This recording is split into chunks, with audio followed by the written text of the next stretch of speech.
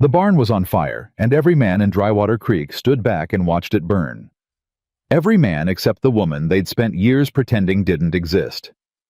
Clara Briggs ran straight into the smoke, wide-hipped, heavy-footed, the woman nobody hired, nobody vouched for, nobody wanted. She came out dragging a calf twice her weight. Then she went back in. If this story moves something in you, subscribe to this channel and follow every part to the end. Drop your city in the comments. I want to see exactly how far this story travels. The notice was handwritten, not printed, not official, just a man's hand pressed hard into the paper. The letters large and uneven, the way writing gets when the person doing it isn't used to asking for help and is doing it anyway because there's no other option left. Clara Briggs read it 3 times, standing in front of the community board outside Rafferty's General Store in Drywater Creek. And each time she read it, she felt something different. First, disbelief. Second, calculation. Third, the particular brand of desperate hope that she had learned to treat like a lit match near dry grass. Useful if handled carefully, catastrophic if she let it run. If. Ridgeline Ranch. High country north of Settlers Pass seeks a woman of capable hands and unbreakable constitution. Duties include all domestic labor preservation and smoke work and livestock assistance as required. Wages monthly. Room and board provided. No letters of reference necessary. Inquire in person. Ask for Rowan Callister. No letters of reference necessary. She pulled the notice off the board and folded it into her coat pocket and walked away before anyone could see what was on her face. The women near the flour sacks didn't see her go. They were busy talking the way they were always busy talking, in the bright, particular way of women who talk loudest about people who aren't in the room to answer. Clara Briggs was asking at the mill again, said one. And said the other. And they told her the same as everyone else told her. No position. A pause filled with significance. Can't blame them. A woman with no family, no references, no standing, said the first woman, finishing the sentence, the way you finish a thing you've said so many times it no longer requires thought. Clara was already out the door. She had 32 years behind her, and a history she couldn't make pretty, no matter how she arranged it. Her husband had died 4 years back, not heroically, not peacefully, just suddenly, and without warning. The way some men go, leaving her with nothing but a farmhouse that wasn't paid for, and a reputation that attached itself to widows in small towns like a second skin. She'd lost the house inside a year. She'd been moving since laundry work and Harding kitchen labor outside of Pike's Crossing, a brief, miserable season of domestic service in a household where the man of the house had ideas about what that meant. She had walked away from that last one with nothing but her bag and a bruise on her arm she didn't tell anyone about. 3 towns, 2 years. No references that meant anything. No family left to speak for her. No pastor willing to put his name to hers. And now this notice. Rowan Callister, Ridgeline Ranch. High country.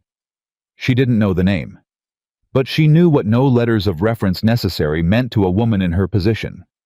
It meant someone was desperate enough to take a chance. She intended to be worth it. Doss ran the only supply wagon that made regular runs up toward Settlers Pass, and he took passengers when he had room and the mood suited him. Clara found him loading at the east end of town before first light the next morning and asked if he was heading north.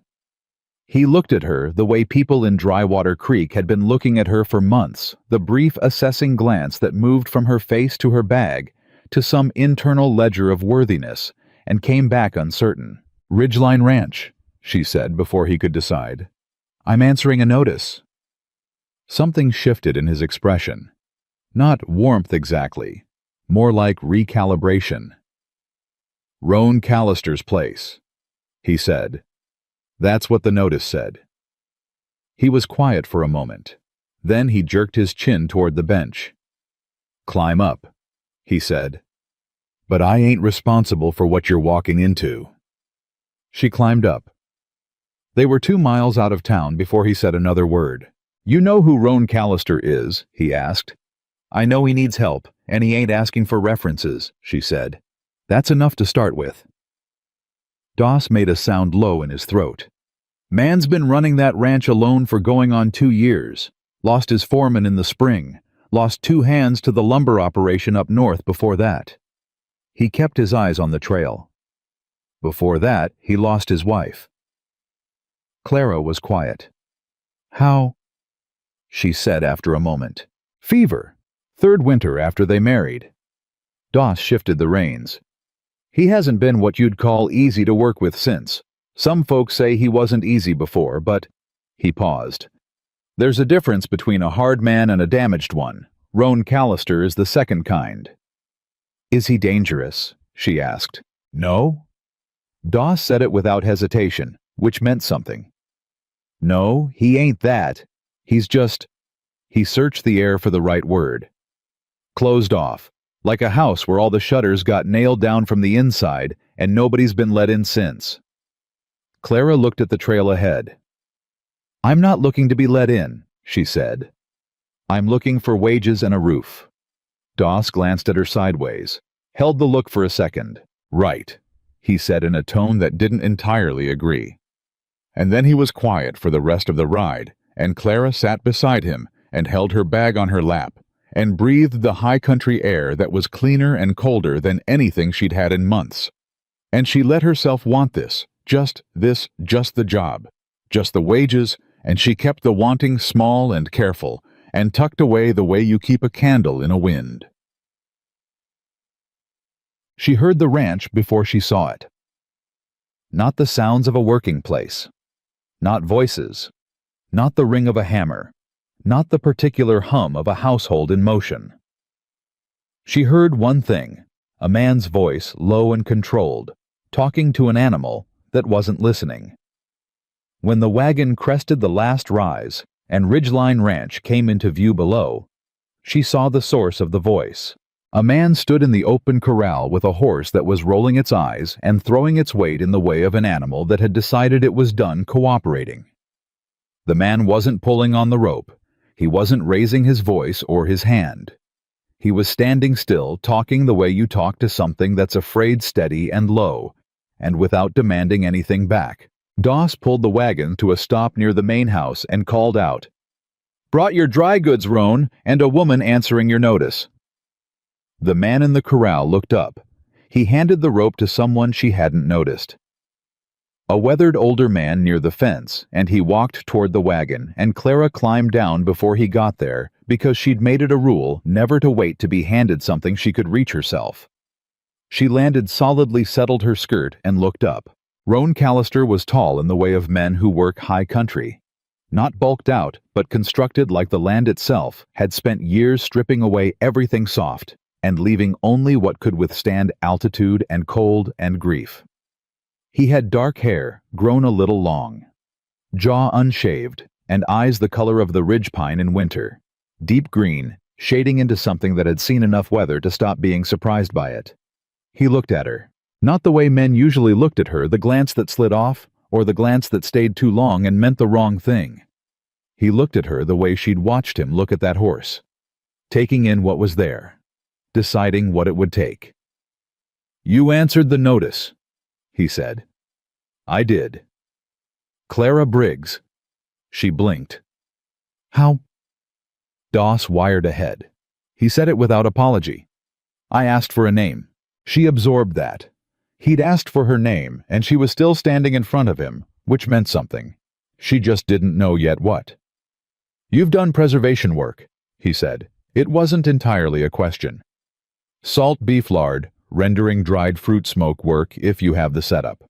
I've worked kitchens, and I've worked farms, and I know the difference between working for someone and working for a place." She met his eyes. "I work for the place." Something moved behind his expression. Nothing as readable as approval. More like attention sharpening. "Livestock," he said. "My family ran cattle until I was 19. I know what a sick animal looks like, and I know what to do before the vet gets there." She paused.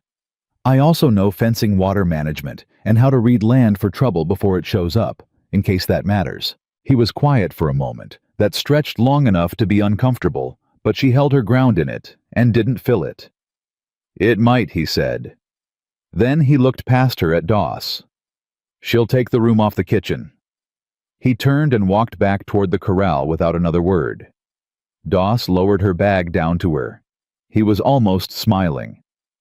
Told you he don't talk much, he said. I don't need him to talk, Clara said. I need him to pay me. Doss almost smiled the rest of the way. The kitchen was a problem. Not a disaster. She'd walked into disasters before, and this wasn't that.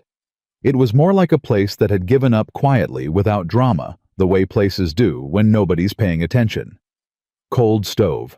Flour on the counter from the last time someone used it, which by the look of it had been weeks ago. A side of cured pork hanging without cover. Pots that had been washed once and stacked without drying and had developed opinions about it. She stood in the doorway for 10 seconds, exactly which was as long as she allowed herself to assess before she started working. She had the fire going, the pork dealt with, and a pot of beans started before the first hour was out. She wasn't trying to prove anything. She was doing the next thing, and then the thing after that, because that was the only way she knew how to move through the world. She was halfway through a batch of cornbread when the back door opened. The weathered man from the corral, the one Roan had handed the rope to, came in and stopped when he saw her. He took in the lit stove, the clean counter, the pot on the fire, the way a man takes in something that tells him more than the sum of its parts. You must be the new one, he said. Clara Briggs. Gus Hart. He didn't offer his hand, but the way he said his name was the handshake direct plain, expecting the same back. What's in the pot? Beans. Salt pork once they're soft. Cornbread shortly. She glanced at him. When does the crew eat?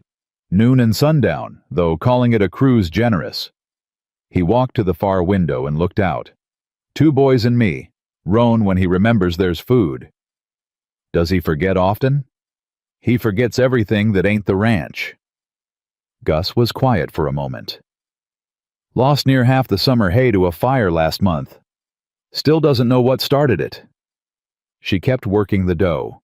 How bad is the rest of it? She said. He turned from the window. He had the kind of face that didn't perform emotions, it just recorded them, carved in over years. Bad enough that he put up a notice with no references required, he said. Which for a man like Roan Callister is about as close to desperation as you're going to see him admit to. She shaped the bread. The fire, she said. You said he doesn't know what started it. Gus was quiet for just a fraction too long. That's what he said? Gus answered. It was not the same thing as agreeing with it. She heard that. She filed it. She served lunch to 4 men who treated her like furniture, which she had expected. The 2 young hands, neither of them past 20, both of them carrying the particular exhaustion of people who'd been doing too much for too long, ate fast, and kept their eyes down. Gus ate slowly. Roan came in last, sat at the far end of the table, and worked through a bowl of beans and 2 pieces of cornbread while reading a ledger, turning pages one-handed. She refilled his water without being asked. He didn't look up. She went back to the kitchen. She was not offended. She had worked enough places to know that acknowledgement was a luxury, not a wage, and she wasn't here to be noticed. She was here because the notice said what it said, and she had exactly nothing left to lose, and she had found in the past 2 years of losing everything, that nothing left to lose was its own peculiar kind of freedom. She was washing the noon dishes when she heard it. 2 voices outside. Roan's low, controlled, and another she didn't know. Higher, harder. The voice of a man making a point he'd made before and was tired of being refused on. She didn't stop washing. She listened. Can't run a ranch on stubbornness, Callister. You're down 40 head from spring. The water table on your south pasture is dropping. And now the hay. I know what I'm down, Holt. Do you? Because men who know what they're down don't let it get this far. A pause. The Meridian Cattle Group is still interested. Good money. Enough to start clean somewhere the altitude doesn't fight you. I'm not starting clean anywhere. Roan. This is my father's land, Roan said. The 4 words were flat and final and carried underneath them something that was not argument, but bedrock. "Get off it!" Footsteps, the sound of a horse leaving. Then nothing but wind and the creak of the house settling. Clara set the last bowl on the shelf. She thought about the burned hay. She thought about the way Gus had said, "That's what he said," and meant something different. She thought about a man named Holt who knew exactly how bad things were and had a buyer ready. She was beginning to understand the shape of something. That evening, she carried coffee out to the porch, where Rowan sat with the ledger again, because the hands had gone to the bunkhouse, and Gus had disappeared somewhere, and nobody else was doing it, and he needed to eat and drink regardless of whether he remembered to want to. He looked up when she set the cup down. "You don't have to do that," he said. "It's done," she said, and turned to go. "Briggs?" She stopped. When she turned back, he was looking at her with that same direct measuring attention, but something in it had changed. Something that had moved just slightly from assessment towards something she didn't have a clean word for yet. "Where'd you come from before this?" he said. "Moved around. Kitchen work outside of Harding. Laundry before that. My husband died 4 years back and I lost the farm after." She said it plainly without the apology she used to put around it. "I know what the end of a thing looks like, Mr. Callister, if that's what you're trying to figure out." He held her eyes. "That ain't what I'm trying to figure out," he said quietly. She waited. "Supper was the first decent meal this kitchen's made in a month," he said. 2 sentences. From Rowan Callister, she was already learning that was a speech. She went back inside. She stood in the warm kitchen dark, and she let herself feel it just for a moment. Just one, the particular stubborn warmth of being recognized for something real by a person who clearly didn't hand out recognition cheaply. Then she folded it away and went back to work. She was up before first light. She had always been a before first light person, not by virtue, but by necessity, which over enough years amounts to the same thing.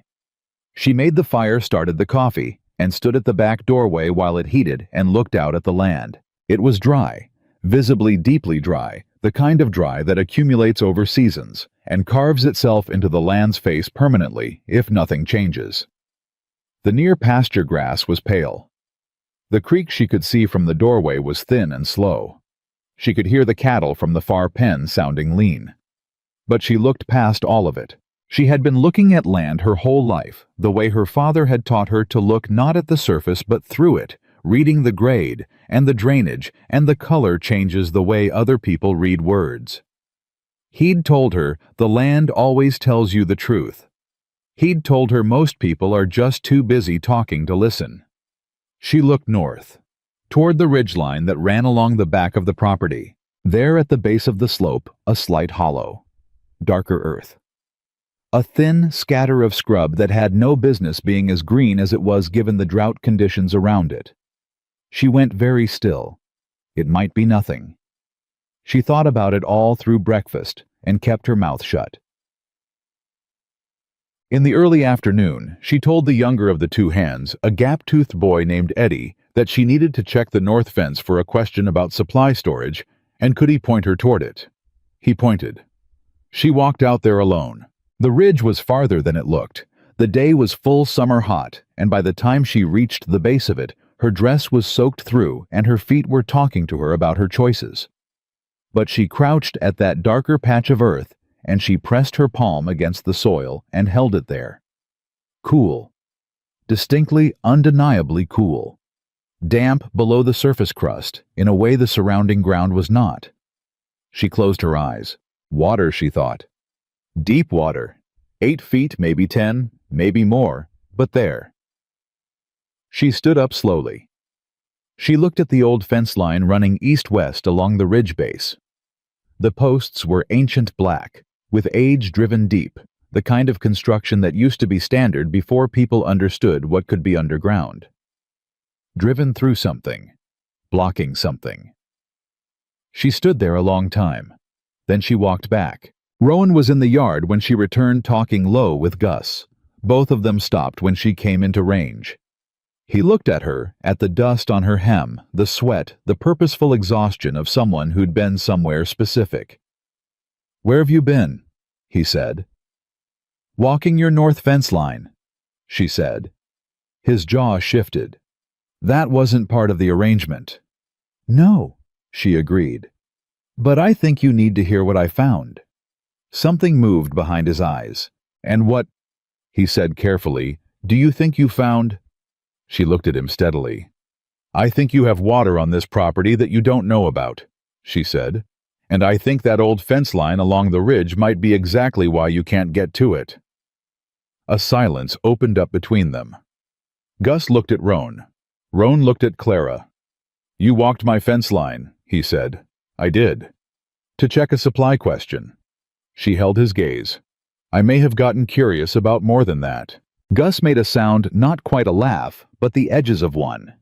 He turned away to cover it.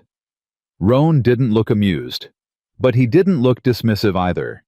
He looked at her the way he'd looked at her since the moment she climbed down from that wagon, like something that kept defying the calculation he kept making about it. "Come inside," he said. "Show me on the map." She followed him in, and the day felt different than it had that morning. Not fixed, not saved, not any kind of resolved. Just shifted, turned a degree towards something that wasn't the direction everything had been going before she got here, which was, for now, more than enough. The map was older than the ranch itself. Roan spread it across the kitchen table without ceremony, holding one curling corner down with his coffee cup and the other with his fist, and Clara leaned over it and studied it the way she studied everything quietly, without rushing to conclusions, letting the information come to her rather than reaching for it. Gus stood to the side and said nothing. He was good at that. "Show me where you were," Roan said. She put her finger on the ridgeline, traced it east along the base, stopped where the old fence ran parallel to the slope. "Here," she said. "The soil changes color, darker even in this heat, and it's cooler than it has any right to be." He looked at where her finger rested. Then he looked at her. "That ground's been dry as long as I've owned this property," he said. "As long as my father owned it before me. Then something changed it. Or something's been blocking it." She pulled her hand back. "When was that fence put in?" He looked at Gus. "Before your father's time," Gus said. "Old construction, deep posts. 8 feet minimum, that's how they sank them back then. Wanted the line to outlast the men who built it." 8 feet, Clara said. She was quiet for a moment, working through it. "If those posts drove through a subsurface channel, even a narrow one, and the ground packed around them over decades, water finds its path. Block the path long enough and it backs up, or it reroutes, or it just sits there under the surface going nowhere." She paused. "What's downstream of that fence line dries out. Slowly. Over years. Slow enough that nobody connects it to the fence." The kitchen was very still. Roan looked at the map. His jaw was set. "You're telling me," he said slowly and precisely, "that a fence put in before I was born might be strangling my water table. I'm telling you it's possible. I'm telling you the ground says something's there." She met his eyes. "I could be wrong. I've been wrong before. But I'd rather you looked and proved me wrong than neither of us looked at all." He stared at the map for a long moment. Then he straightened and looked at Gus with the particular economy of a man who has made a decision and is done making it. "Tomorrow morning," he said, "we ride the North Ridge." Gus nodded, once the single nod of a man who doesn't waste motion any more than his employer wastes words. Clara moved toward the stove because supper still needed finishing, and the world didn't stop for water theories. "Briggs," Roan said. She turned. "You come too," he said. She didn't let herself react. She nodded and went back to the stove and kept her hands busy so they wouldn't shake, because that stubborn coal she'd been carrying in her chest was burning hotter than she'd allowed it to in a very long time, and she didn't trust herself to look at it directly yet. Morning came in hot and windless. Clara had breakfast on the table before anyone else was moving. She hadn't slept much. She never slept much when something was about to be either proven or destroyed. Her mind had always been that way, running scenarios in the dark, whether she gave it permission or not. The two hands came in first. Eddie, the gap-toothed one, and a quieter boy named Sam, who was maybe 17, and had the serious eyes of a kid who'd grown up faster than he should have. They ate quickly, trading glances the way young people do when the air around the adults is charged with something they can sense but haven't been told about. It was Eddie who finally said it. "You really think there's water under that ridge, ma'am?" Clara set more cornbread on the table. "I think it's worth finding out. Sam and me walked that ground plenty of times. Never seemed like anything but hard dirt. Most things don't reveal themselves to people who aren't looking for them specifically," she said. Sam looked up. He had a way of listening that was older than his face. "What do you look for?" She thought about it honestly before she answered. "Temperature, color, the way certain plants grow where the soil shouldn't support them." She set the pan down. "Land talks. It just doesn't talk in words." Sam was quiet for a moment. Then, with the directness of someone young enough to still ask what he actually wanted to know, "Where'd you learn that?" "My father," she said. "He could read land the way other men read newspapers. He used to say if you're quiet enough and patient enough, the ground will tell you everything it knows." "What happened to him?" Sam said. Eddie shot him a look that said that might have been too much. But Clara just said, "Drought, then debt, then the bank." She picked up the pan and went back to the stove. "That's why I know it's worth looking." Neither boy said anything after that. But Sam ate the rest of his breakfast with a thoughtful expression that hadn't been there before, and she filed that away because she had always paid attention to the people nobody else thought to watch. Gus came in next, poured his own coffee, stood by the window looking north. Roan came in last. He sat down, ate fast, didn't touch the ledger.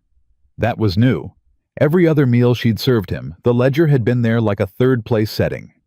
Its absence this morning told her his mind was already on the ridge, already running ahead of the food and the coffee and the routine, already out there working on something she hadn't given him yet. She hoped she hadn't made him a promise the ground couldn't keep.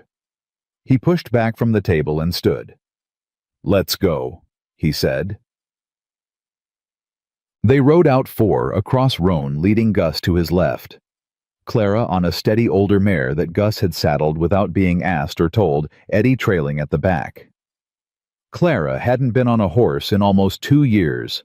Her body remembered the mechanics before her mind caught up the weight shift, the give of it, the way you stop bracing and let the animal carry you. The mare was patient. She appreciated that. Roan set a pace that was businesslike without being punishing. They covered the ground to the north ridge in under 30 minutes, and he pulled up at the fence line and looked at it the way he looked at everything, with a stripped-down attention that made room for what was actually there, rather than what he expected to see. The fence was old enough to have its own history. The posts had gone dark with decades, the wire repaired in so many places the repairs had become structural. It looked like something that had been outlasting the people who built it for so long, it had forgotten they were ever there. Roan dismounted, walked to the nearest post, crouched, and pressed his hand to the soil around its base. Clara dismounted and went to the spot she'd found the day before. She pressed her boot toe against the ground, still cool, still wrong for the season. The difference was subtle if you weren't expecting it, and unmistakable if you were. "Feel the ground here," she said to Gus. He crouched beside her, pressed his palm flat, held it, lifted it, pressed again. One long beat of silence. "Huh," he said. From Gus' heart, that single syllable was a testament. Roan crossed to them and did the same thing, his hand against the earth, patient. Then he stood and looked at the fence line, at the long run of it east to west along the ridge base, and she could see something working behind his eyes, some calculation assembling itself piece by piece. 8 feet deep, he said. The posts. That's what Gus said. He looked east, then west, measuring something in his head. "If we're wrong," he said, "we pull a fence that didn't need pulling, and we're out 2 days' work." "Yes," she said. "And if we're right?" She looked at him steadily. "If we're right, you get your water back. And you rebuild the herd in a season instead of watching it decline for another one." The wind moved through without doing anything useful. Then Rowan looked at Gus and said, "Get the tools." They didn't pull the fence that afternoon. The light ran out before they could finish the planning and gather the right equipment, and Rowan was not a man who started something important halfway. But something had already shifted by the time they rode back, some quality in the silence between the four of them that felt less like absence and more like readiness. At supper, the two boys were louder than usual. Hope even borrowed. Hope makes young men noisy, and Clara found she didn't mind it. The kitchen felt fuller than it had the night before. Rowan ate quietly at the end of the table. He didn't read the ledger. Twice during the meal, she caught him looking at her across the table in that particular way of his. Both times, she looked away before she could read what was in it. The third time, she didn't look away fast enough. He looked back at his food without expression. After supper, she was at the wash basin when Gus appeared in the kitchen doorway. "You want something?" she said without turning. "Just checking," he said. "Checking what?" "Whether you're as calm as you look." She turned then. He was leaning in the frame with his arms crossed, that weathered face, giving away precisely nothing as always. "I'm not calm," she said. "I just don't see the point in advertising it." The corner of his mouth moved, just barely. "Smart woman?" She turned back to the basin. "Gus," she said. "The fire last month, the hay." She kept her voice even. "You don't think it was an accident?"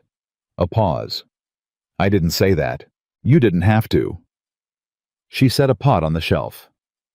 "And the man who came yesterday?" Holt. He knew exactly how bad things were out here. He had numbers. He knew about the water table in the south pasture and the head count and the hay loss. She turned to face him. "That's not a neighbor being neighborly. That's someone who's been keeping a ledger on this place." Gus looked at her for a long moment with those flat, careful eyes. "That's a heavy thing to say about a man," he said. "I'm not saying it to him," she said. "I'm saying it to you." The silence stretched. "I think," Gus said, choosing each word like he was stepping on ice, "that it would be worth paying attention to what goes wrong next, and who stands to gain from it." He pushed off the door frame and walked out, and Clara stood alone in the kitchen with the shape of something settling into her, the shape of a thing that was bigger than a dried-out ranch and a water table problem, something with edges she couldn't see all of yet. She went back to work. She always went back to work. The fence came down on Thursday, all four of them, Rowan, Gus, Eddie, and Sam, working from first light with iron bars, and the specific silent determination of men doing something that matters. Clara kept water and food moving to them through the morning, and watched from close enough to see without being in the way, cataloging each post as it came out, the way her father had taught her to catalog things, not in writing, in her body, in the part of her that stored what she'd learned before she knew she was learning it. The sixth post came out wet. Not damp. Wet. Dark at the base, gleaming the color of earth that has been holding water for a long time and has finally been told it can let go. Sam saw it first and made a sound that wasn't a word. Eddie dropped to his knees and put his hand in the hole and pulled it back with mud on his fingers and stared at it like he was holding something that had been lost. Gus looked at Rowan. Rowan looked at Clara. She didn't smile. It was too early for smiling. They had a hole in the ground and wet mud, and nothing proven yet except that something was there. But she held his gaze for one full steady beat, and then she looked back at the hole. "Pull the next 4 posts east," she said, "and 3 west. Give the channel room to breathe." Nobody asked her if she was sure. They pulled the posts. By midday the water was moving. Not in a rush, nothing so dramatic. A slow, dark seep that widened as the earth around it adjusted to a pressure it had been carrying for decades, finally releasing, finding the slope it had always known was there. It moved east along the natural grade of the land, following a channel that had existed long before the fence, long before anyone named Callister had put a claim on this ground. Rowan stood at the edge of it and watched it move. Clara stood beside him. Not behind, beside. She wanted to say something practical what came next, how to direct the flow, how long before they'd see a difference. She said nothing, because this was his land and his water, and this moment belonged to him in a way she had no right to interrupt. "My father broke ground on this place with 2 other men and a mule," Roan said. He wasn't talking to her exactly. He was talking to the ground or to his father, or to the 30 years of work that had led to this morning. He told me there wasn't better land in the high country, told me it would outlast everything else. A pause. I stopped believing him about a year ago. "You can start again," she said quietly. He looked at her. The summer light was full and unsparing, and it showed everything. The exhaustion in his face, the grief that lived somewhere behind his eyes as a permanent resident, the way he held himself like a man who had been carrying something heavy for so long he'd forgotten it wasn't supposed to be there. "How did you know?" he said. "About the fence." "I didn't know," she said. "I thought I saw something. There's a difference." "You were sure enough to say it." "I was sure enough that being wrong was cheaper than staying silent." She met his eyes. "That's not the same thing as knowing." He held her gaze for a moment longer than the answer required. Then Gus called from 30 feet away that the east flow was picking up speed, and the moment ended and they both moved toward the work that was still waiting, and the water kept moving beneath them, slow and dark, and absolutely certain of where it was going. The cattle found it before noon. They always know. You don't show them. Something in them recognizes water, the way starved things recognize anything they've been denied long enough, and the first animal that caught the scent simply changed direction, and the rest followed with the purposeful urgency of creatures who have been wanting something and have suddenly understood that the wanting is over. Eddie laughed out loud. A real laugh, unguarded, the kind a 19-year-old boy produces when he forgets for a moment that he's supposed to be composed. Sam was grinning so wide it looked like it might stay that way. Even Gus, who had the emotional range of weathered timber, shook his head slowly in a way that Clara had already learned was as close to joy as he got. Rowan watched his cattle drink. He stood apart from the others, arms crossed, and he watched them, and Clara watched him watch them, and she thought about what it does to a person's body when even one piece of a weight lifts. Not the whole thing, not the relief of it being over, just the relief of one corner coming up from the ground. She went back to the house and started supper. When they came in that evening, the kitchen felt like a different room than it had the week before.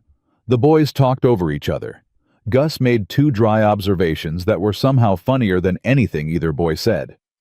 Clara kept food on the table and listened to the sound of people who'd been bracing against something and were now for one evening standing upright. Roan came in last.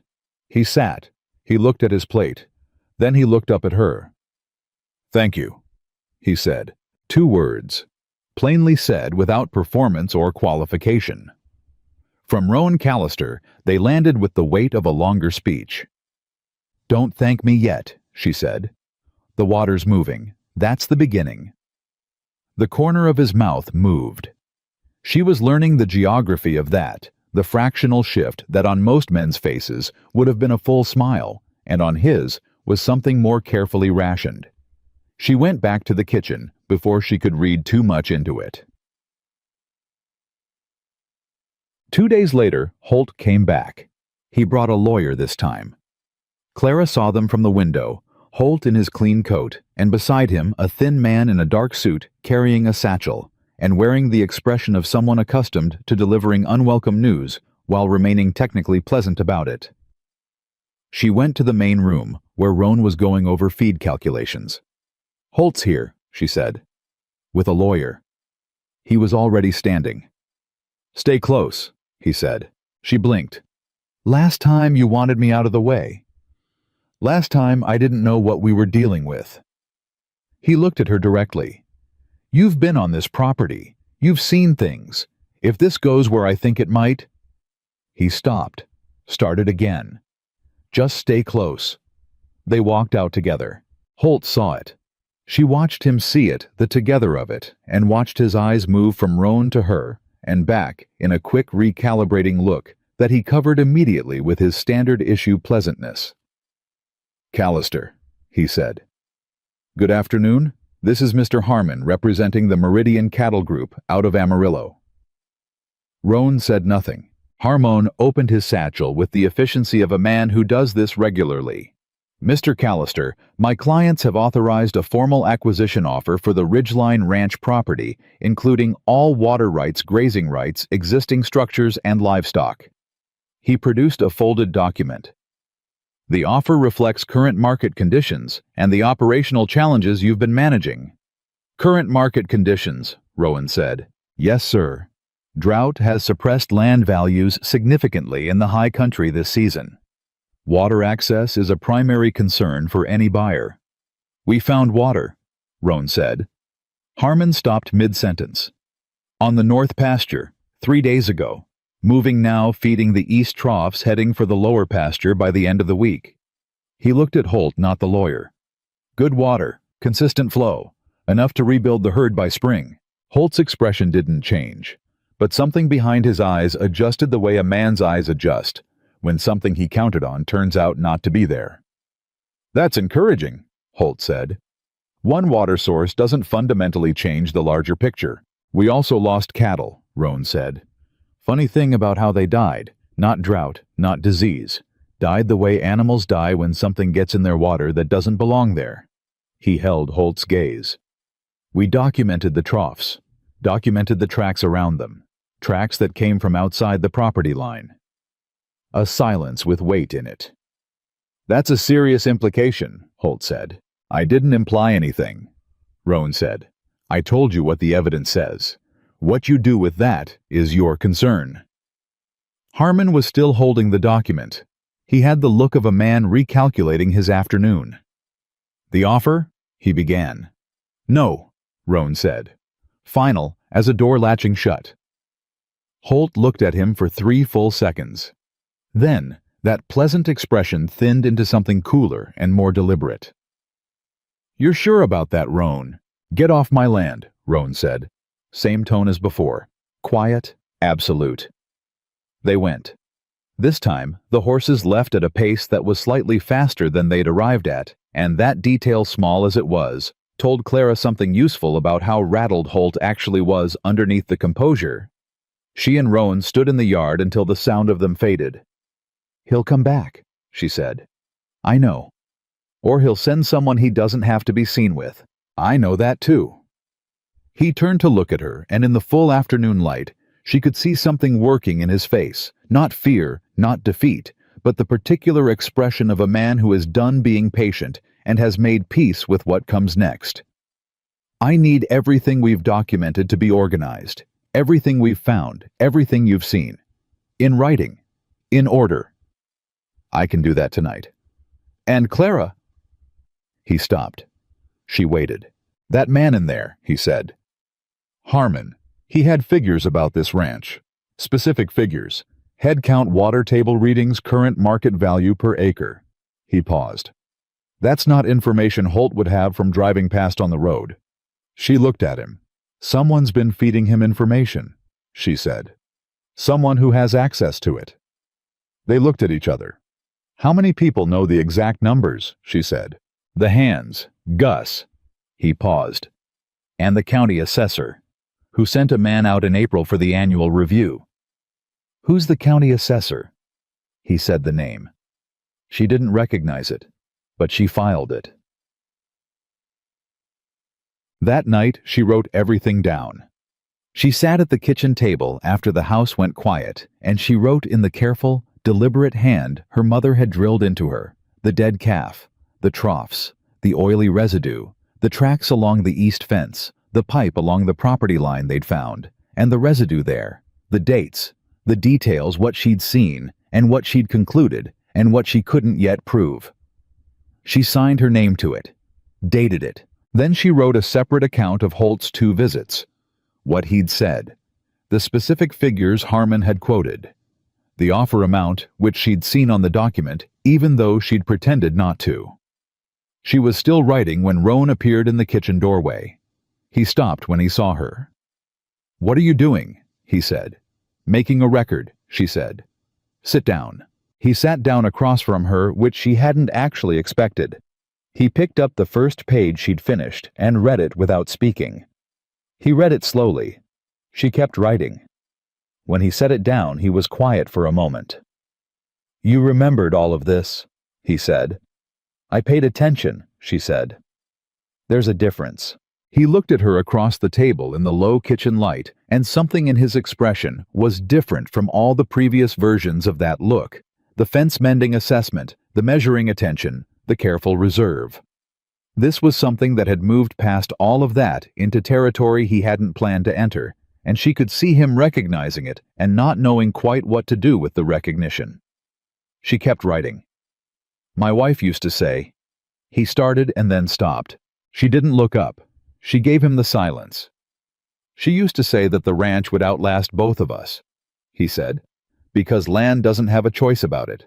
But people do." He paused.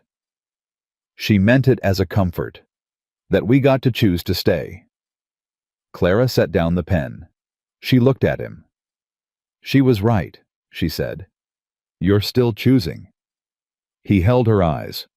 "So are you," he said quietly. The kitchen was very still around them.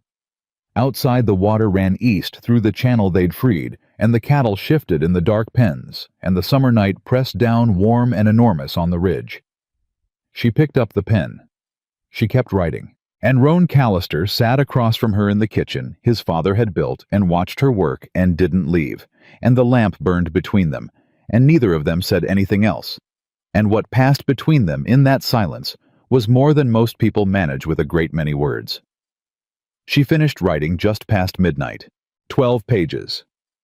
Everything she'd seen, everything she'd heard, every date and detail she could pull from memory, organized in the careful order of someone who understood that facts only protected you if they were arranged to be believed.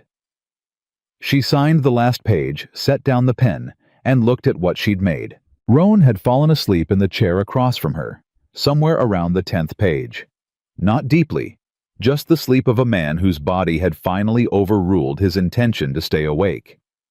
His head was tilted against the back of the chair, and in sleep, his face lost some of what it carried during waking hours. Not all of it, but some. She looked at him for exactly one moment. Then she stacked the pages, left them in the center of the table where he'd find them, and went to bed. He had read everything by breakfast. She knew because he was already at the table when she came in to start the fire, the pages in a neat stack beside his coffee cup, and he was looking at the surface of the table, the way a man looks at something he's just finished understanding. He looked up when she came in. "The county assessor," he said. "His name is Pruitt. He's been assessor for 11 years. He paused. "He and Holt went to school together. Same town, same year. I didn't know that until this morning. I went looking." She stopped in the doorway. "You've been up since before me," she said. "I don't sleep much," he said, which she was beginning to understand was simply true and not a complaint. She went to the stove. "What does that connection give us?" "It gives us a reason. Pruitt does the annual land assessment. He has access to water table readings, head counts, everything Harmon was quoting yesterday." He watched her move around the kitchen. If Pruitt's been feeding Holt information, giving him a precise picture of how close to the edge this ranch is, then Holt knew exactly when to push and exactly how hard. "That's not criminal by itself," she said. "No, but it's the beginning of a pattern." He picked up the pages. Combined with what's in here, combined with the contaminated troughs and the tracks and the hayfire, it stops looking like a series of bad luck and starts looking like a campaign. The word hung in the kitchen air. Campaign. The word of a man who had stopped being confused and started being angry, which Clara understood, was actually the safer of the two states, because anger had direction. "You need to go to the law," she said. "The sheriff in this county is..." "I know," she said, "but you need the record. Even if nothing comes of it immediately, you need documentation that you reported it. Because if this becomes a legal dispute over the land, you need a paper trail that shows you were a target, not a struggling rancher who gave up." He looked at her. You think like someone who's been on the losing end of a legal dispute, he said. I've watched what happens when you're right, but you can't prove it, she said.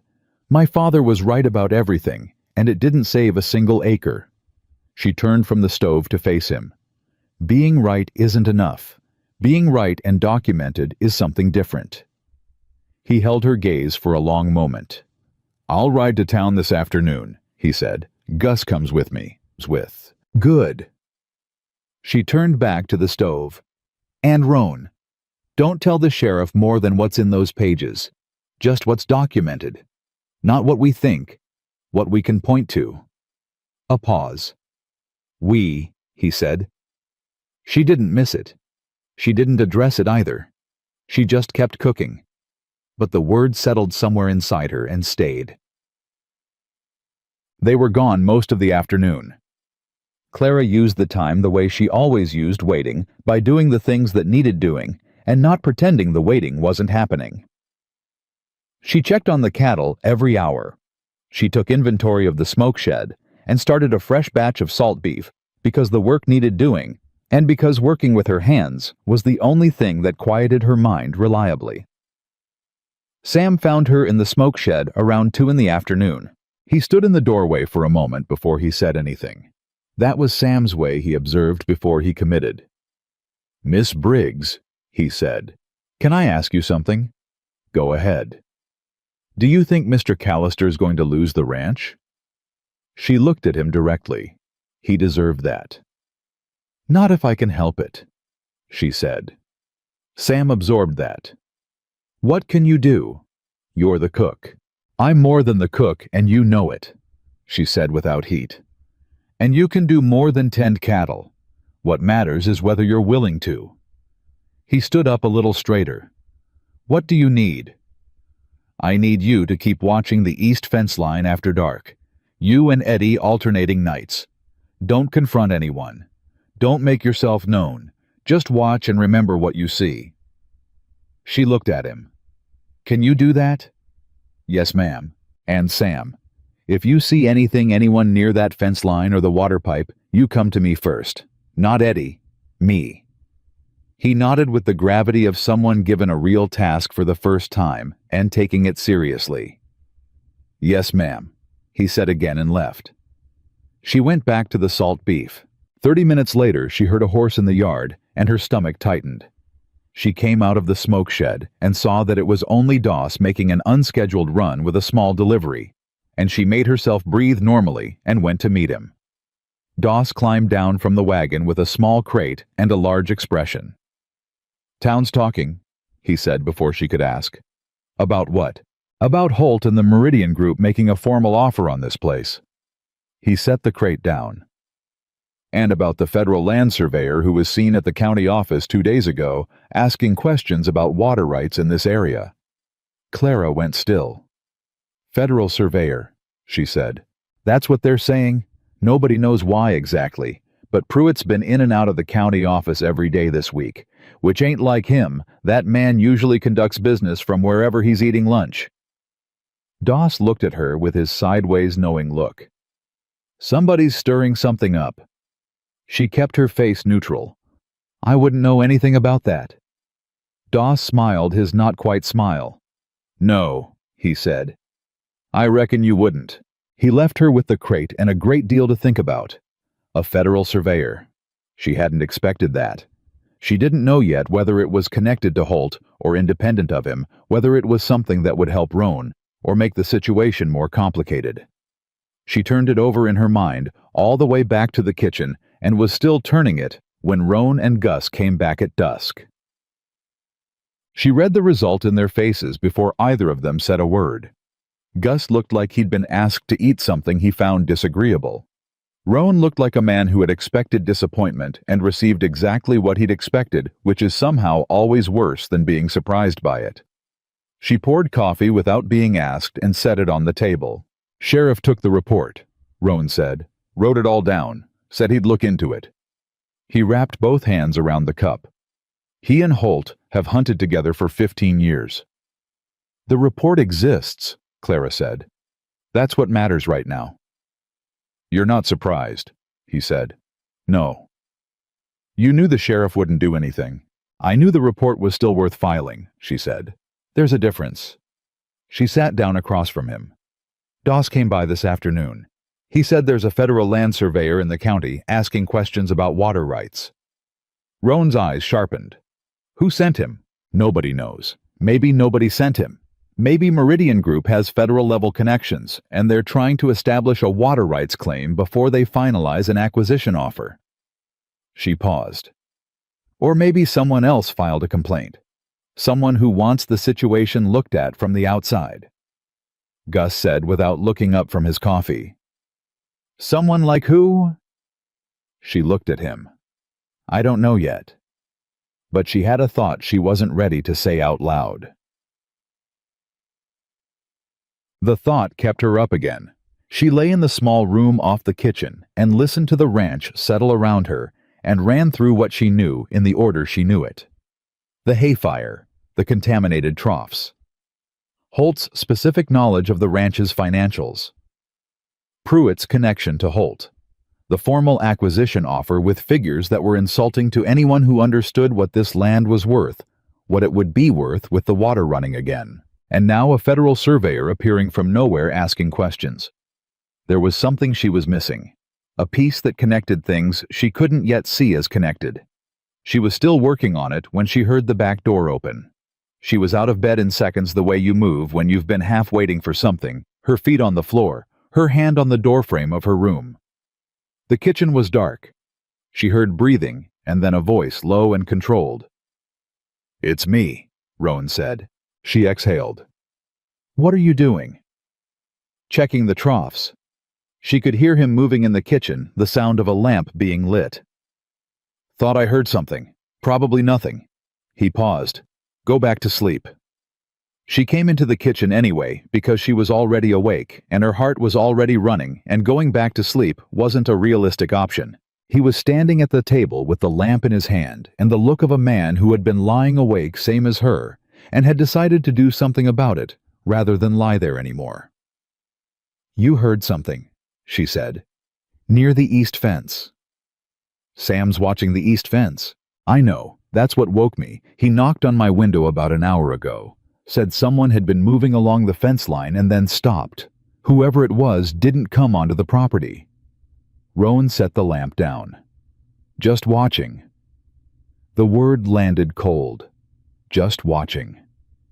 Someone standing at the property line in the dark, watching the ranch. Taking count. Or waiting for the right moment to do something that required knowing where everyone was first.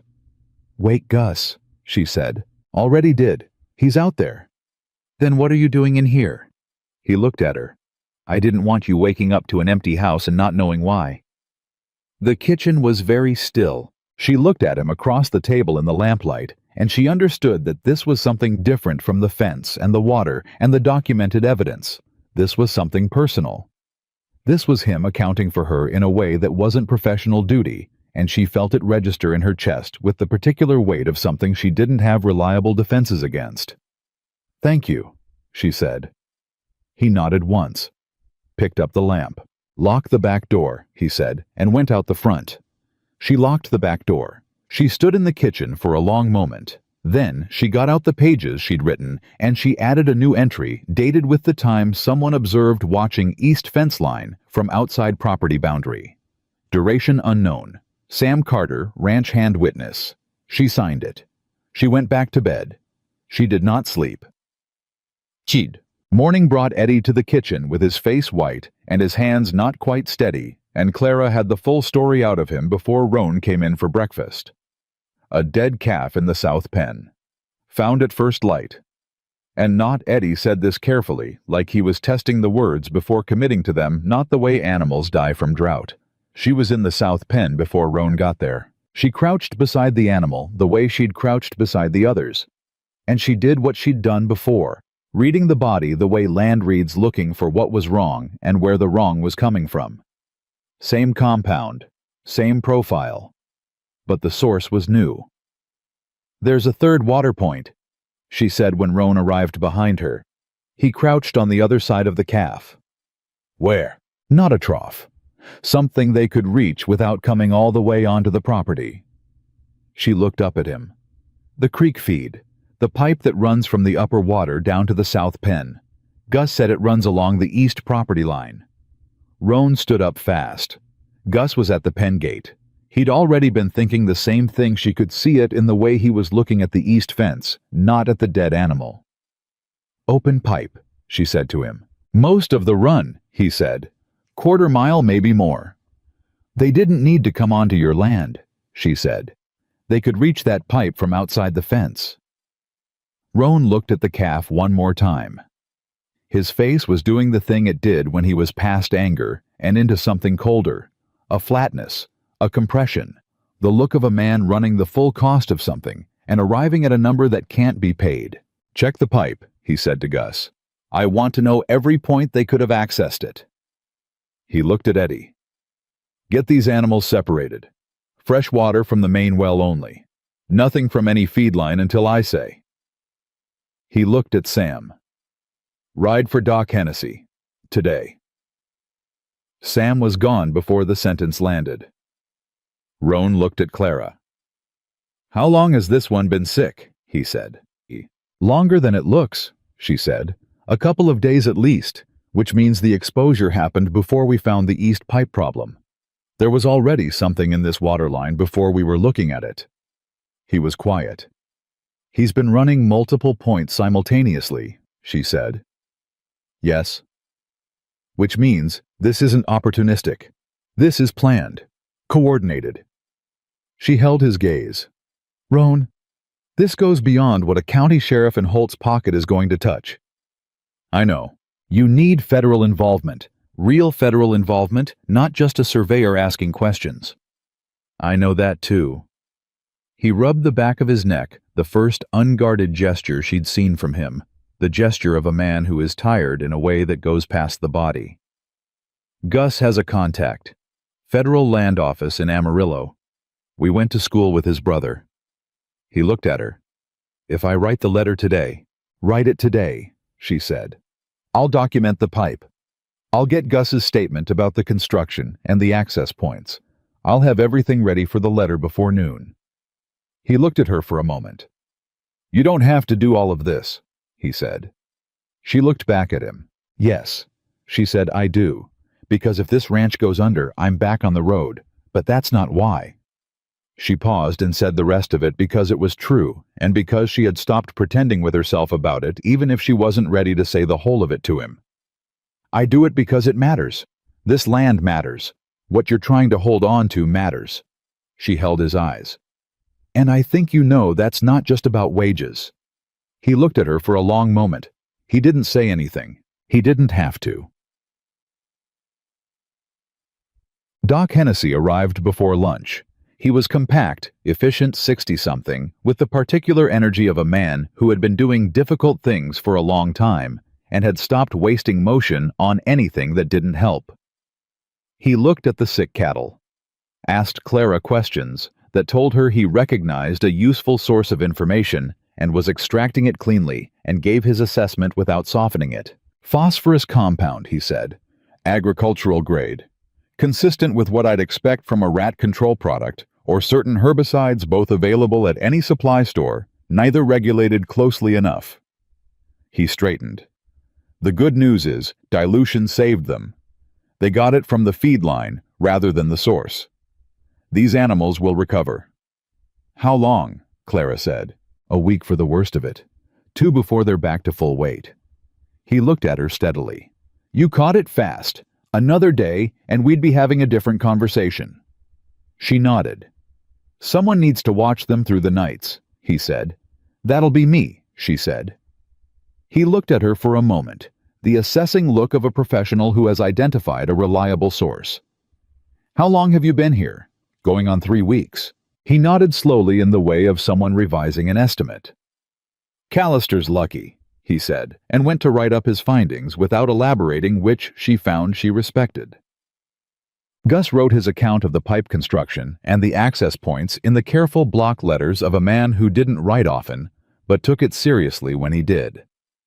3 pages, signed, dated, with measurements and compass directions that Clara checked against the property map and found exact. She added his pages to hers. Roan wrote the letter to Amarillo at the kitchen table while she organized the documentation, and when he finished it, he slid it across to her without asking. She read it. She pushed it back. "Second paragraph," she said. "You're explaining too much. You want them to come investigate, not understand everything before they arrive." He read the second paragraph again. "What do I cut?" he said. "The part where you justify why you didn't report it sooner. They don't need to know that. It sounds defensive. Just state what happened and when and what you have to show them." He rewrote the second paragraph. He slid it back. She read it again. "Better," she said, and meant it.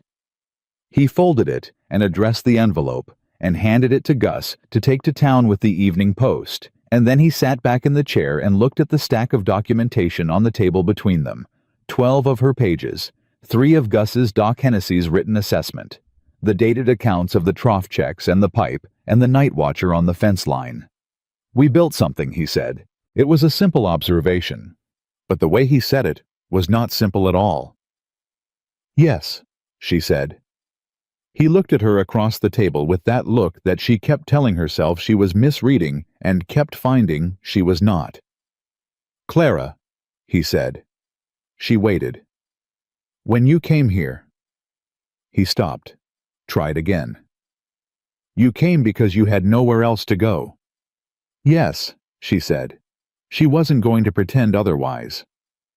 "And now," he said. She looked at him for a long moment. "Now I'm somewhere I want to be," she said. "That's different from nowhere else to go." He held very still, the way he held still when something had landed, and he was letting it settle. "Yes," he said quietly. "That's very different." The kitchen was warm around them, and the lamp was low, and the documentation sat between them on the table, like the beginning of something, not just the record of what had been done, but the shape of what could come after. Neither of them moved toward it. Neither of them moved away. The knock came the next morning before breakfast. Not a friendly knock. The knock of someone who had authority or wanted to appear to 3 sharp raps that said, "This is official and you should treat it that way." Clara answered it because she was already in the kitchen and Roan was in the barn and Gus was somewhere she couldn't immediately place. The man on the step had a badge and a satchel and the practiced neutrality of someone who delivered unwelcome situations for a living. "Ma'am," he said, "I am looking for Mr. Roan Callister. I'm Deputy Land Commissioner, Ellard Territorial Office. I have a complaint to serve." She looked at him steadily. "What kind of complaint?" "Water diversion complaint, filed by a neighboring property. Alleges that recent modifications on the Ridgeline Ranch have unlawfully redirected water flow affecting adjacent land." She did not react. She was very careful not to react. "Mr. Callister is on the property," she said. "Come in. I'll get him."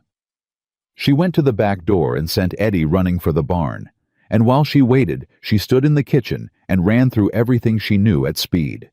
The fence posts they'd pulled, the water that was now moving, the neighboring property, which could only be Holt's spread to the east, the only one close enough to claim water impact. Holt had filed a complaint with the Territorial Office before they'd even had time to get a response from Amarillo.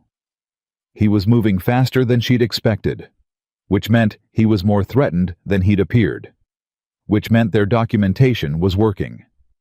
Roan came in with mud on his boots and looked at Ellard with the flat, direct gaze he gave to things that needed to be understood before they could be dealt with. "Mr. Callister," Ellard said, and repeated what he'd told Clara. "I need to examine the modifications and hear your account before I can file my assessment." "You'll get both," Roan said. Then he looked at Clara.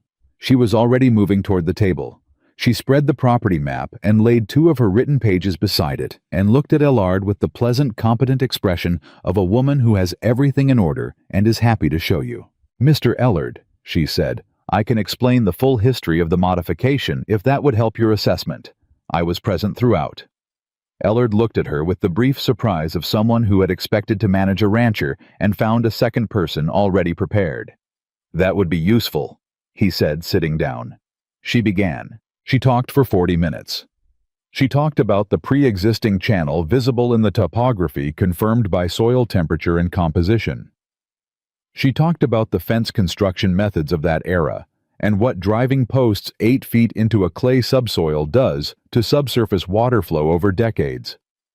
She used the word restoration 7 times because it was accurate, and because it was the right word legally, and she needed it in his notes. She did not say diversion once. Roan sat beside her and said almost nothing, which was exactly right. His job was to be present and credible and let her build the picture, and he seemed to understand that without being told. Gus brought coffee at precisely the right moment. When she finished, Ellard looked at his notes for a long time. "You'll have a formal survey completed by when?" he said. "End of the month," she said without hesitation. "I'll need it before I can close the complaint." "You'll have it," she said. He closed his notebook, thanked them with the careful neutrality of a man who hadn't decided yet, but was leaning somewhere, and left. The moment his horse cleared the yard, Clara put her hands flat on the table and let herself breathe. "We don't have a survey," Roan said. "I know. You just told a territorial official. We have 3 weeks," she said.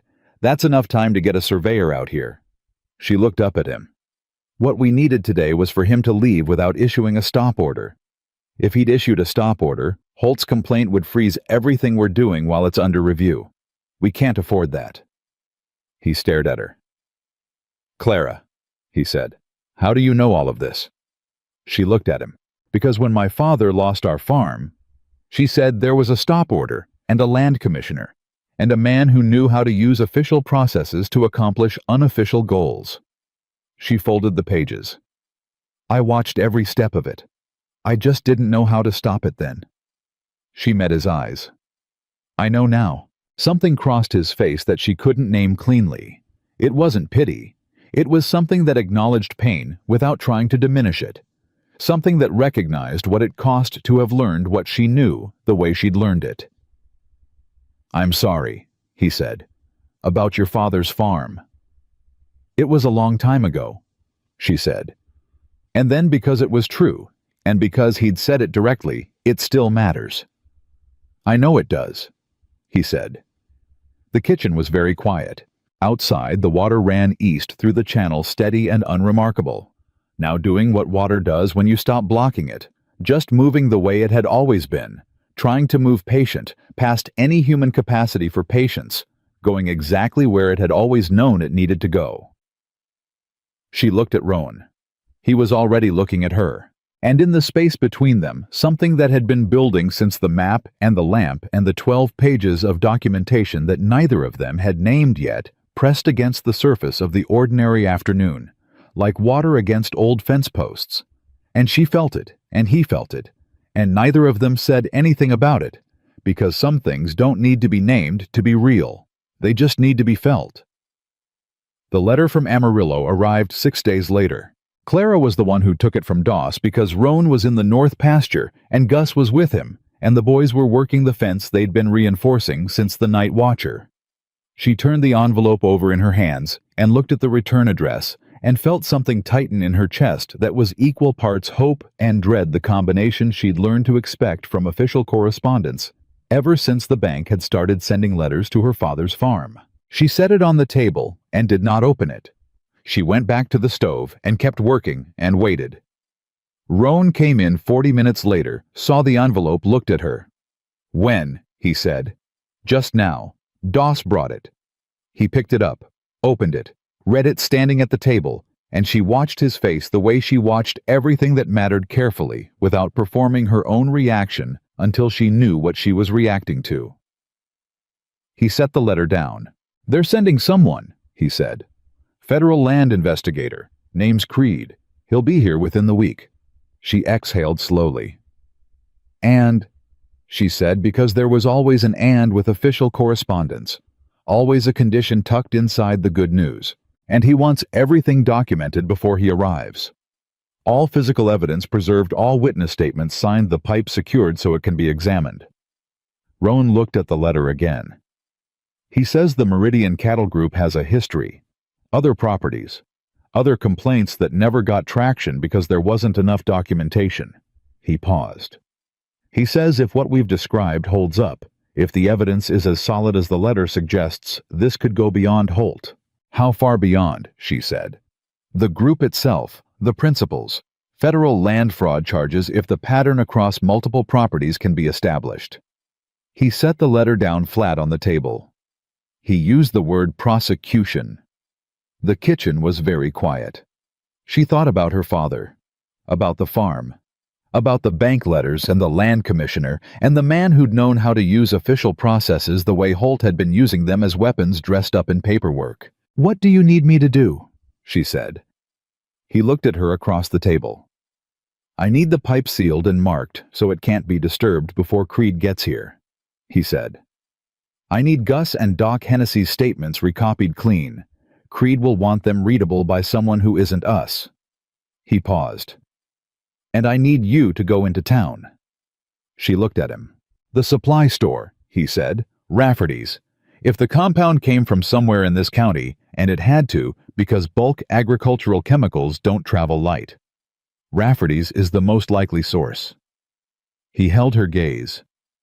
"I can't go. Holt knows my face, and he'll have people watching who I talk to. Gus is too recognizable." A pause. "But you've only been in town twice. Nobody's paying attention to you yet." "Yet," she said. "Clara." "I'll go," she said. "I just want you to hear yourself saying it." He looked at her for a moment.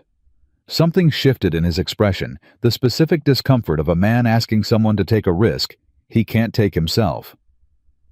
"I don't like it," he said. "I know you don't." She reached for her coat. "That's why I trust you." He caught the coat before she pulled it from the hook. Not roughly, just his hand on the sleeve, stopping the motion. She looked at him. "If anything feels wrong," he said. "Anything at all, you come back. You don't push, you don't stay to finish. You come back." "I will. I mean it." "So do I." She looked at him steadily. "And Roan, I've been doing difficult things in rooms full of people who underestimated me my whole life. I know how to stay invisible." He held her gaze for a moment. Then he let go of the coat. Doss took her in the next morning.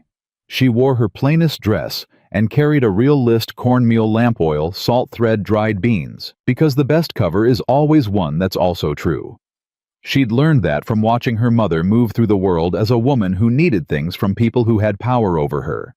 You gave them the truth they expected to see, and you kept the rest of yourself somewhere they weren't looking. Rafferty's General Store was exactly the kind of place she'd been in 100 versions of the informal center of a small town's information, the place where news moved through the aisles, the way creek water moves through channels, finding the low points and pooling there.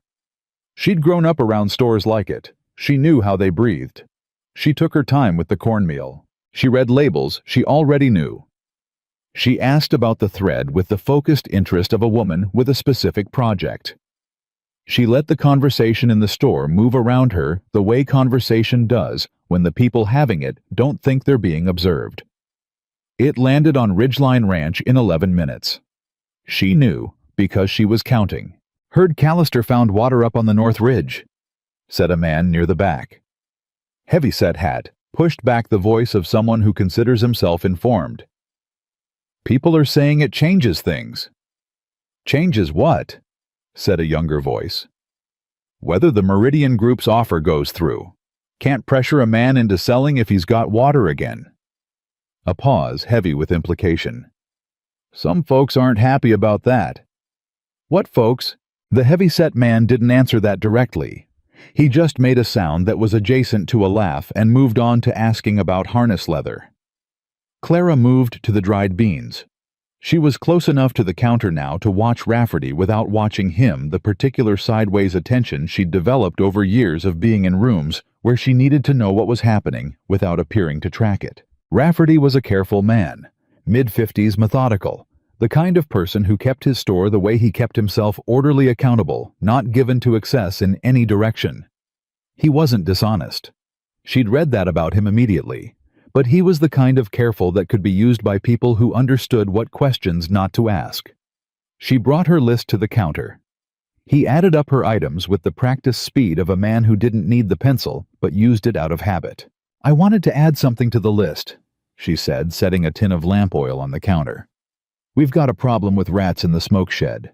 Someone mentioned a phosphorus-based compound, said it worked better than the traps." She tilted her head slightly. "Do you carry anything like that?" Rafferty's hand paused on the pencil. Just for a fraction of a second. The kind of pause a careful man makes when a question touches something he's been thinking about. "I carry a couple of products with that profile," he said. "Small quantities, for general pest control." He turned to the lower shelf, pulled out a jar. "This one's what most folks use." "Someone said they'd gotten a bulk amount of something similar recently," she said pleasantly. "Said it was very effective. I wondered if it was through you."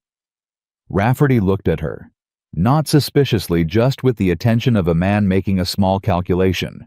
"I don't do much bulk business in that category," he said. "Had a special order a while back. Not something I'd typically stock in quantity." He set the jar on the counter.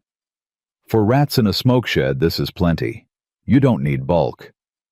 "Of course," she said. "You're probably right." She bought what was on her list. She thanked him pleasantly. She made no further mention of phosphorus compounds or special orders, or anything that would cause Rafferty to remember the conversation as anything other than routine. She walked to the wagon and climbed up beside Doss, and sat with her hands folded in her lap and her face turned toward the road, and said nothing for 2 full miles. Then she said, "He had a bulk special order, not standard stock. Customer wanted it handled quietly. He didn't say that, but he stopped himself from saying something, and that's the same thing." Doss kept his eyes on the road. "How long ago?" he said. He didn't say, but he said a while back, and he was uncomfortable enough that it's recent enough to still be uncomfortable. She looked at the road ahead. The compound that killed that calf and got into the pipe, it came from Rafferty's. And Rafferty knows it came from somewhere it shouldn't have gone. "He won't say so," Doss said. "Not to us," she said. "But to a federal investigator with authority to compel his records, that's different." She paused. "That's very different." Doss made his sound that wasn't quite a laugh. "You know," he said, "when I brought you out to that ranch 3 weeks ago, I thought Callister was going to send you back inside a week."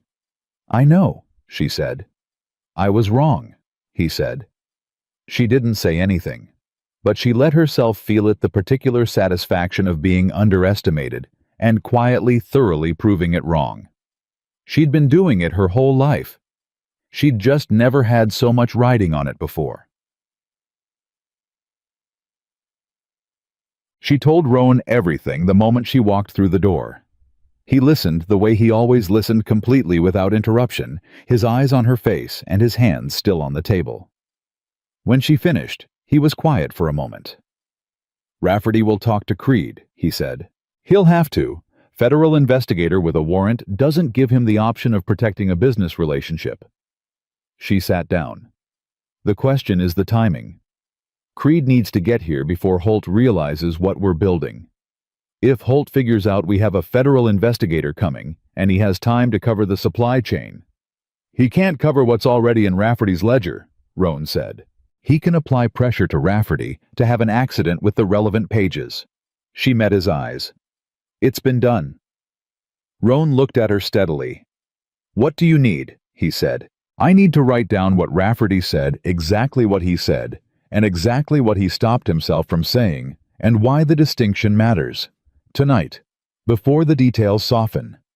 She reached for the pen that was already on the table because she'd put it there before she left that morning. "And I need you to write to Creed again and tell him to expedite. Don't explain why in the letter.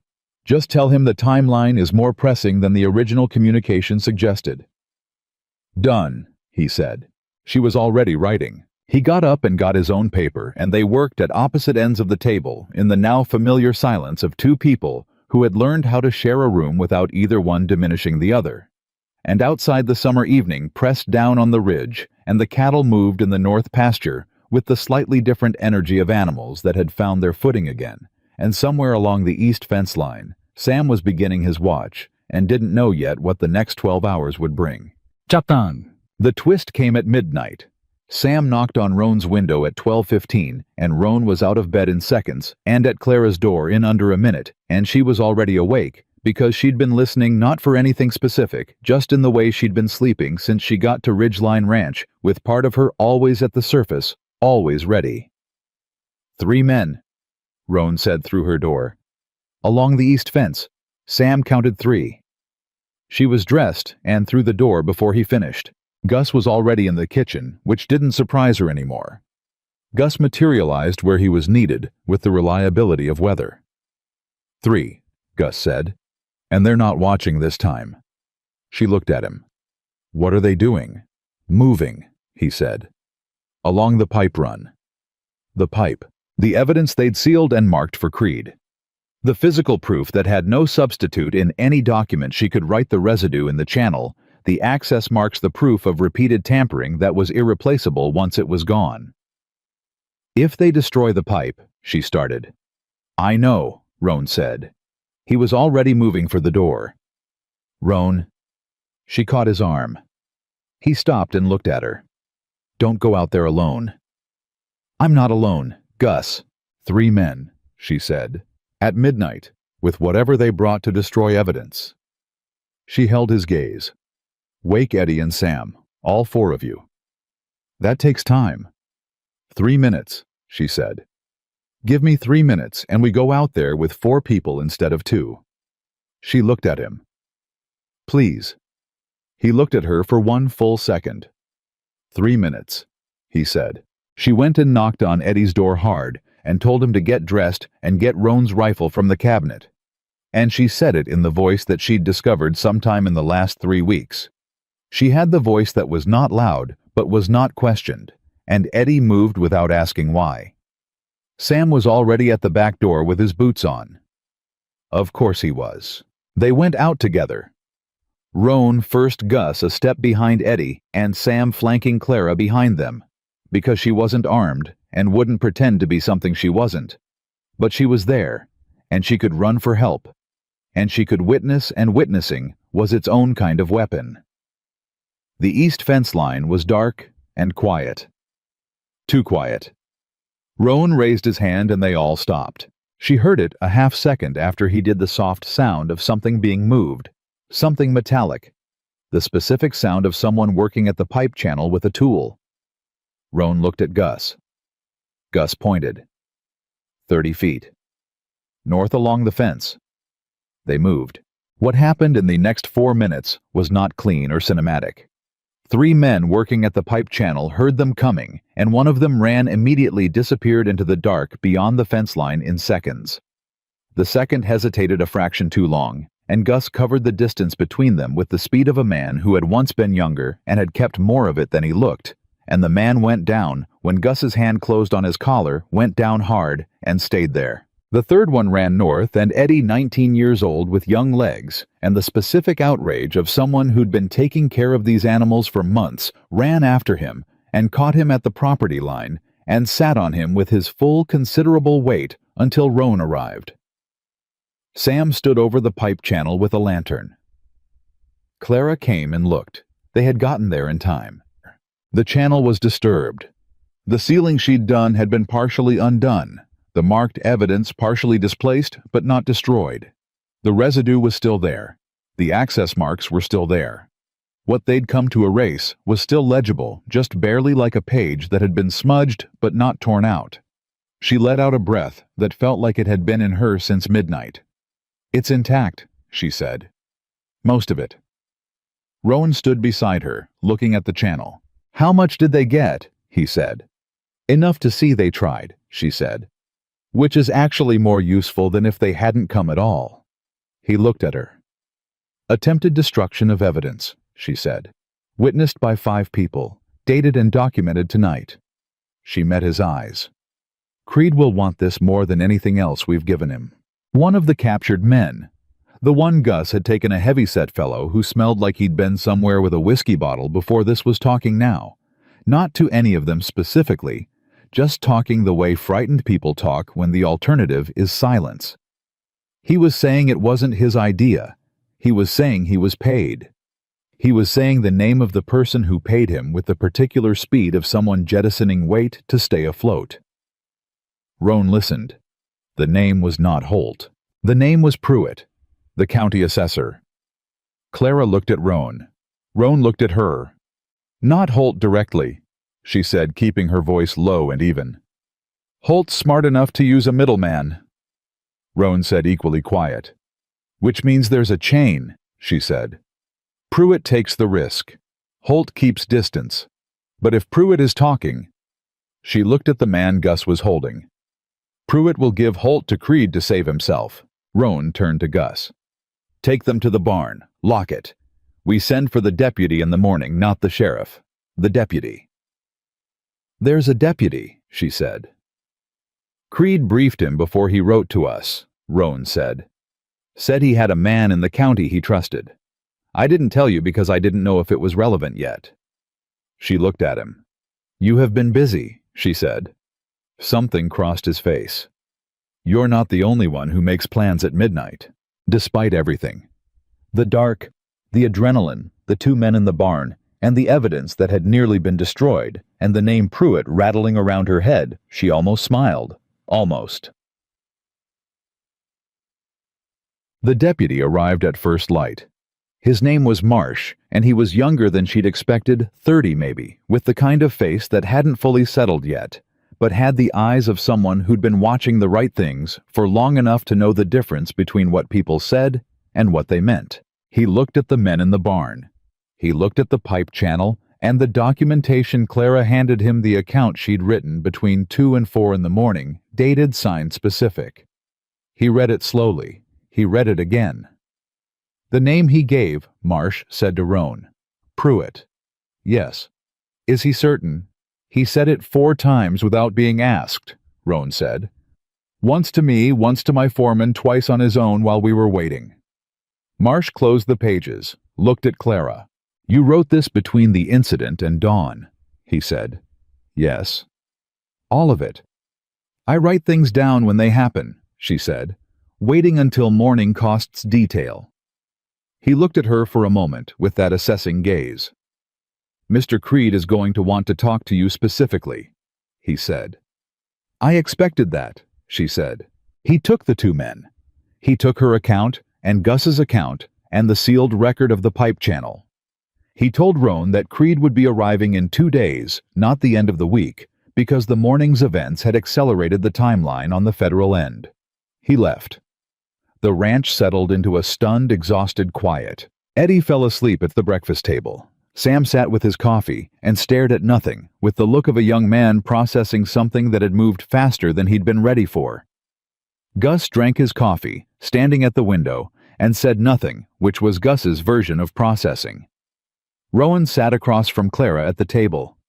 She looked at him. He looked like a man who had been running on intent and anger and the specific fuel of having something to protect, and who was now in the quiet aftermath beginning to feel the weight of what the last 8 hours had actually cost. "You should sleep," she said. "So should you." "I'll sleep when Creed gets here." "That's 2 days." "I've gone longer," she said.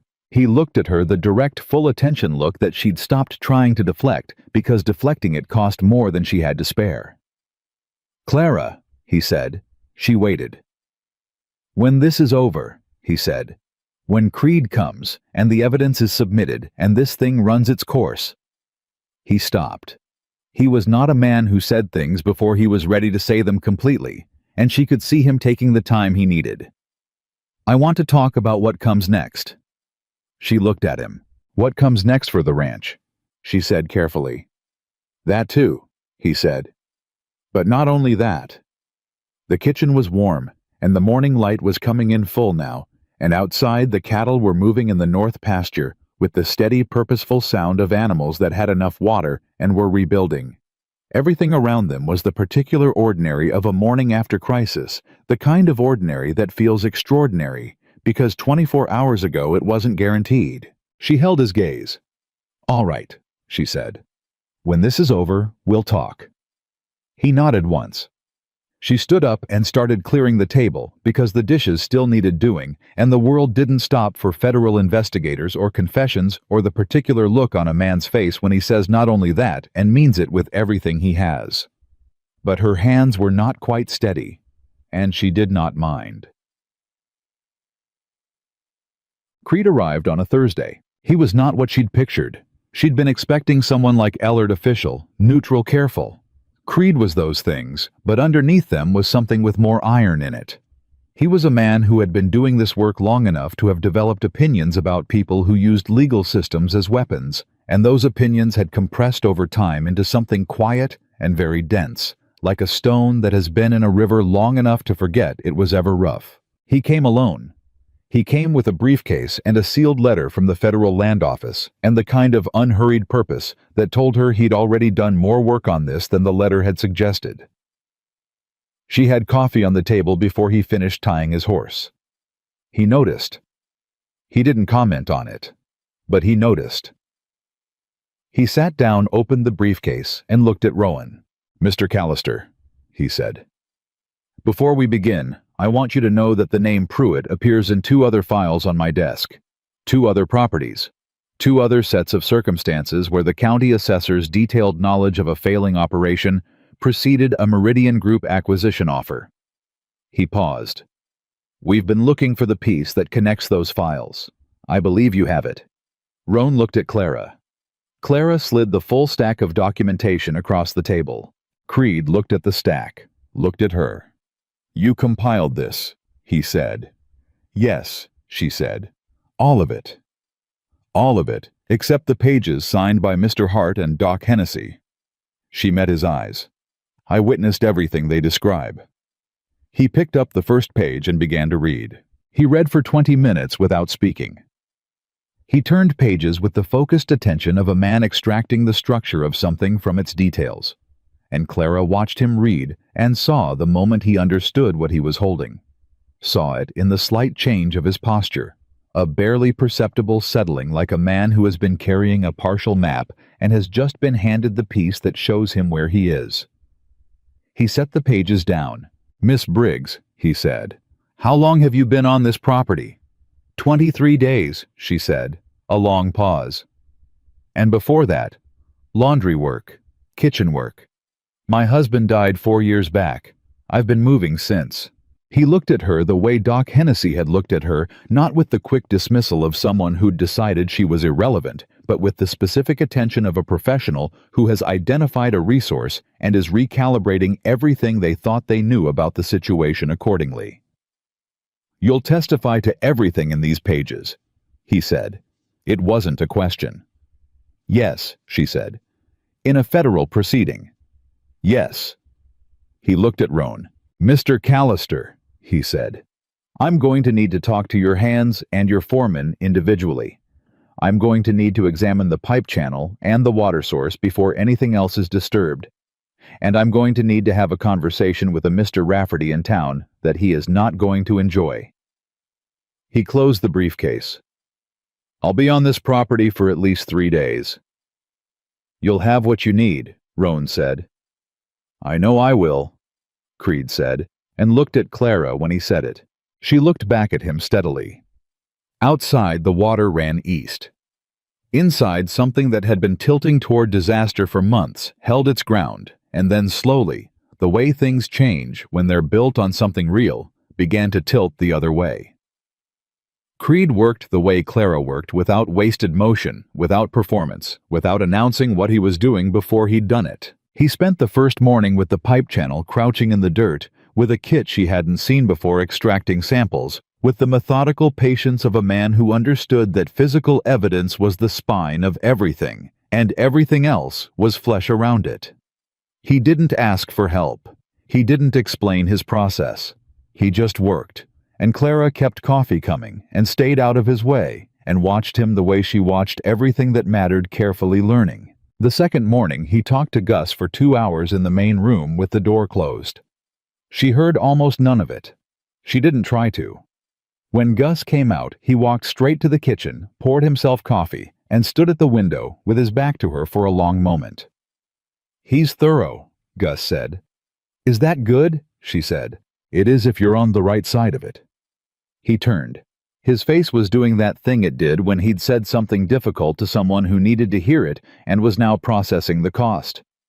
"He asked me about the fire. The hay fire. In June." She looked at him. "What did you tell him?" "I told him what I knew," Gus said, which was more than I'd told Roan. He wrapped both hands around the cup. "I found something the morning after the fire. Piece of cloth caught on the east fence post inside the property line, not outside. Too far from where anyone on this ranch would have been." He paused. "I took it. Put it away. Didn't say anything because I didn't want to put it in Rowan's head without being sure." Clara set down what she was holding. "You had evidence of arson," she said, "since June." "I had a piece of cloth," he said, "which could have been nothing. But you kept it." "I kept it." He looked at her steadily. "I gave it to Creed this morning." She was quiet for a moment. "Does Roan know?" "Creed's talking to him now." She looked toward the closed office door. She thought about what it cost a man like Gus to carry something like that for months. Not dishonesty, but a specific kind of protection, the kind that holds information back until it can be used rather than just felt. She understood it. She didn't entirely agree with it, but she understood it. "Gus," she said. "I know," he said before she could finish. "I should have said something sooner." "That's not what I was going to say." He looked at her. "I was going to say that piece of cloth might be what closes this whole thing," she said. "So whatever you were carrying, you can put it down now." He looked at her for a long moment with those flat, careful eyes. "You're a strange woman, Clara Briggs," he said. "I know," she said.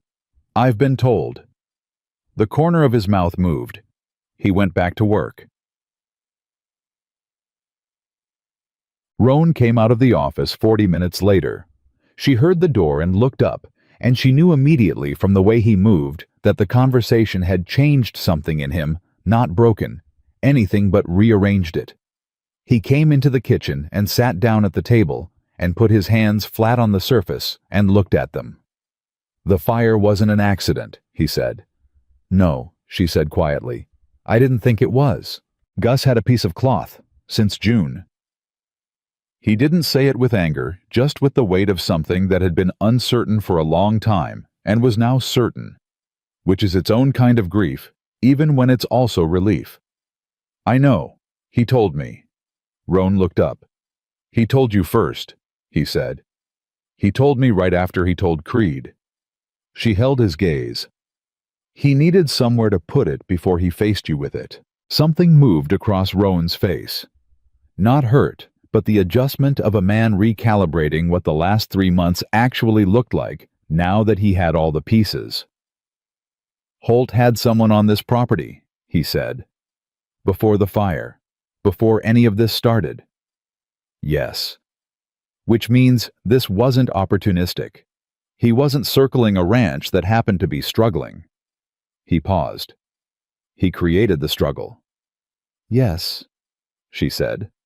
"I think so." He was quiet for a moment. "My father built this place," he said. "Not for the first time, but differently than before, with less grief in it and more anger. The kind of anger that has finally found its correct object after months of being turned inward. Holt never wanted to buy it. He wanted to take it." "Yes," she said. "And he came very close." "Because I didn't see it. Because he was careful, and you were alone, and you were grieving, and you had no reason to look for something that deliberate." She looked at him directly. "Stop accounting for that. It doesn't help anything." He looked at her. "You don't do that," he said.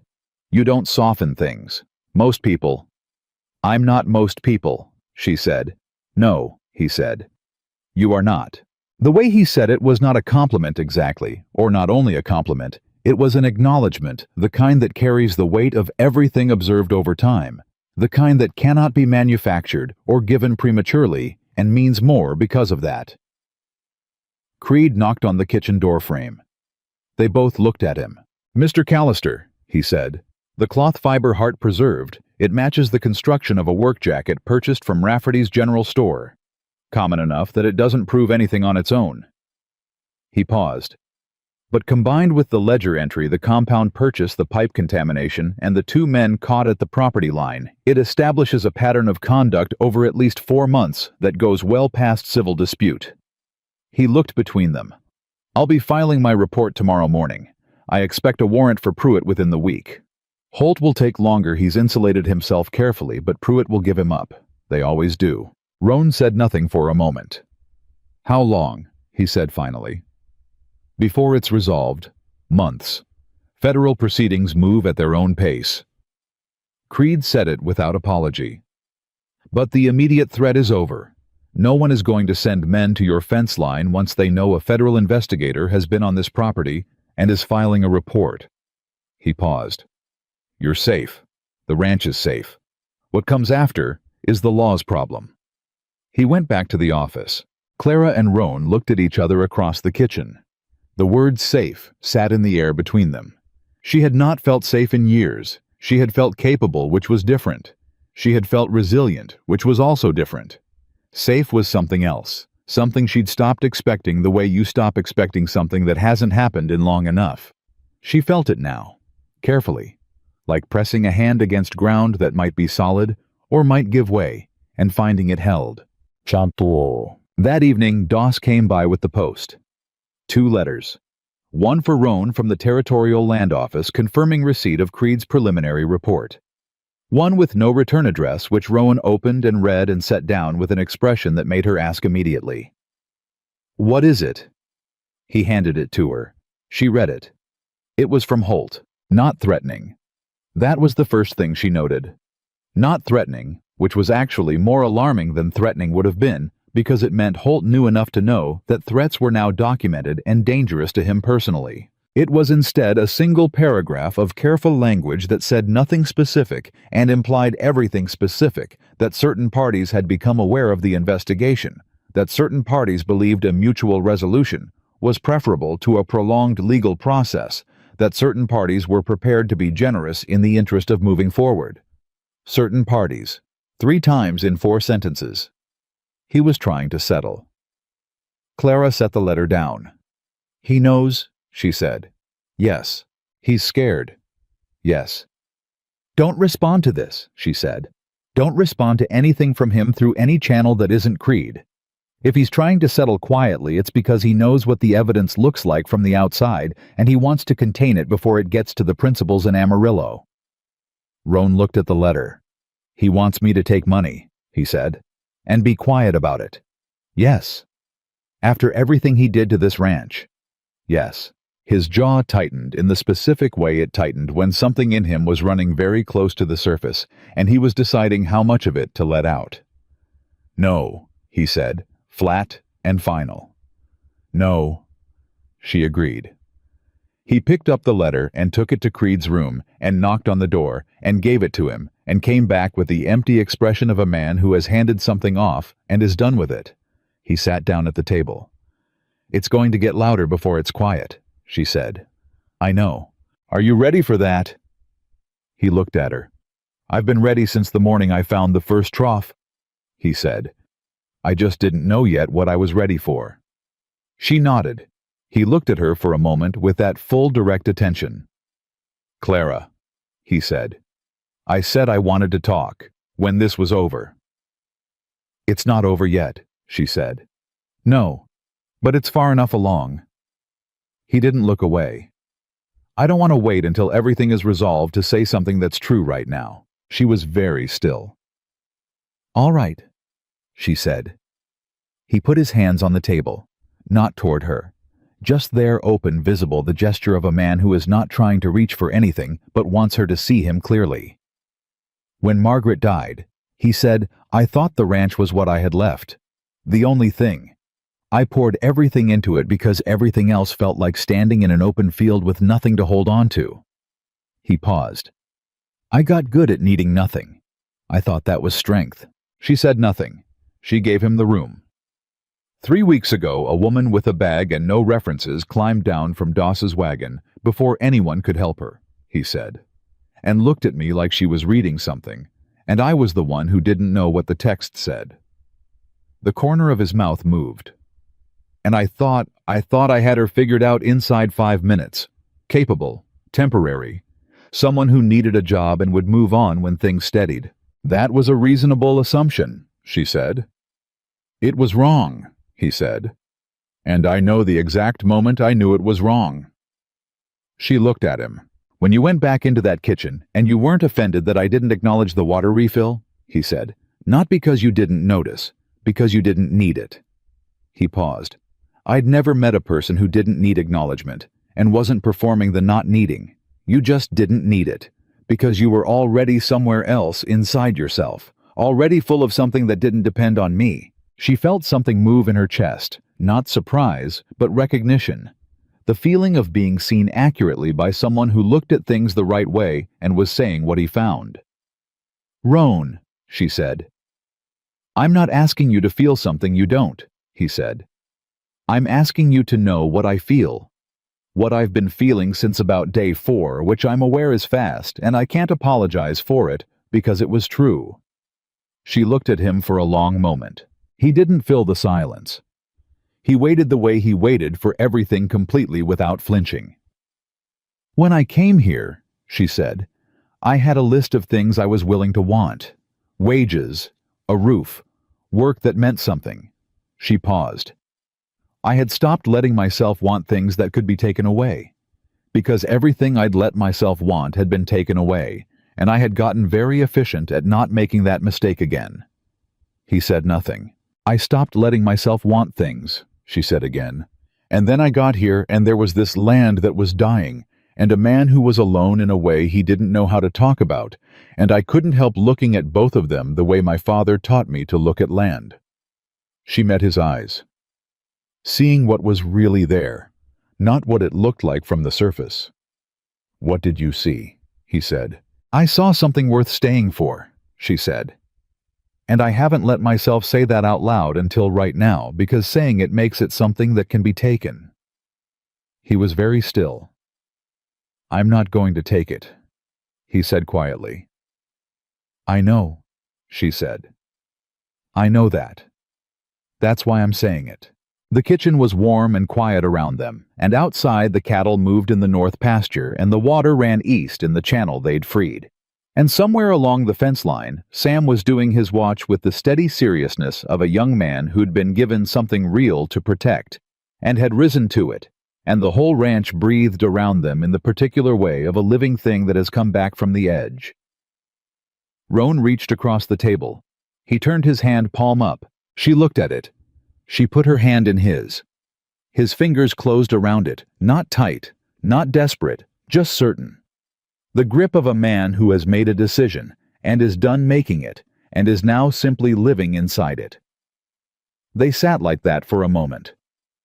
I should check on the cattle, she said. In a minute, he said. She didn't argue.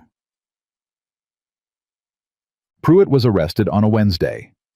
Doss brought the news with the Morning Post and the expression of a man who considered himself an important node in the information network of Harlan County, which at this particular moment he was. Sheriff's deputy and 2 federal men, Doss said, accepting the coffee Clara offered.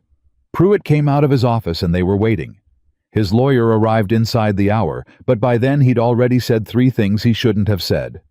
He looked at her over the cup. Town is talking about nothing else. What are they saying? She said. Depends who you ask. Half of them say they're shocked. Other half say they always knew there was something off about Pruitt and the assessments he ran on struggling properties. He paused.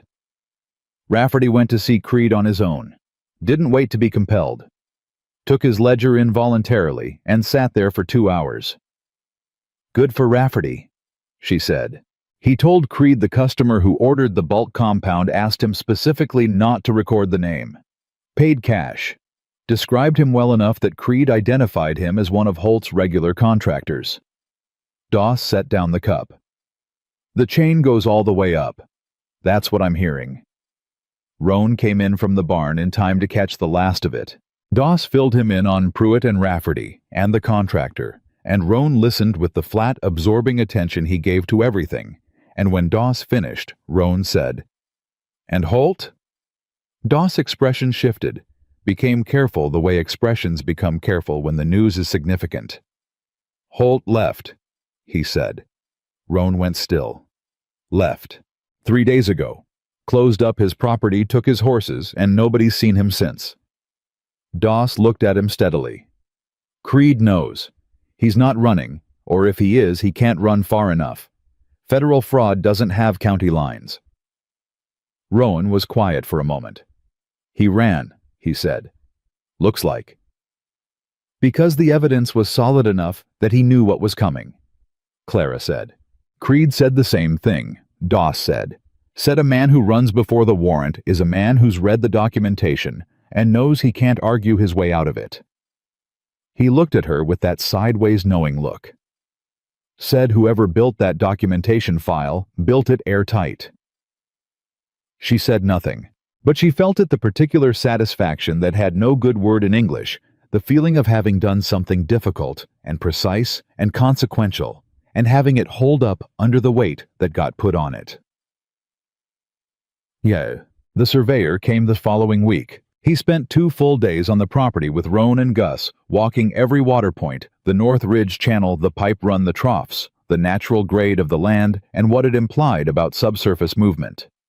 He produced drawings and measurements and a formal document that established in the technical language of territorial land law that the Ridgeline Ranch water restoration was not a diversion, but a correction of an obstruction, and that the water that now ran east across Callahan land had belonged to that land by natural right for longer than any fence line in the county. Ellard's complaint was officially closed 3 days after the survey was filed. Clara read the closure notice at the kitchen table and set it down and said nothing because there was nothing to say that the document hadn't already said better. Roan sat across from her. "It's done," he said. "This part," she said. "Yes, this part." He looked at the notice. "Holt will be found. The federal case will run its course. Meridian Group is being looked at in 3 counties now." He paused. "But the ranch is clear." "Yes," she said. "The water's running," he said. "Yes." "The cattle are gaining weight. Doc Hennessy says the 2 sick animals will be fully recovered by the end of the month." He looked at her. "We have a real shot at rebuilding the herd before winter." "You always did," she said. "You just needed the water." He shook his head slowly. "I needed more than the water," he said. She looked at him. He was looking back at her with the same expression he'd had across the table when he turned his hand over and waited, not asking for anything she wasn't ready to give. Just being clear about what was true for him, which she had come to understand was simply how he was built. No decoration, no performance. Just the plain truth of what he thought and felt offered without expectation. It was the most disarming thing about him. It had been the most disarming thing about him since about day 4. "Eddie came to me yesterday," she said. Roan blinked at the change of subject. "What did he say?" "He said he wanted to learn to read land the way I do. Asked if I'd teach him." She looked at her coffee. "He said, and I'm quoting, 'I reckon if a person can find water under 30 years of dead ground, there's probably things about this land I don't know yet.'" A pause. "What did you tell him?" Roan said. "I told him yes," she said. "I told him we'd start with the south pasture, which I think has a secondary channel that hasn't opened up yet." She looked up.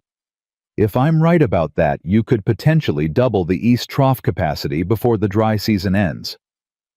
He stared at her. "You've been reading the south pasture," he said.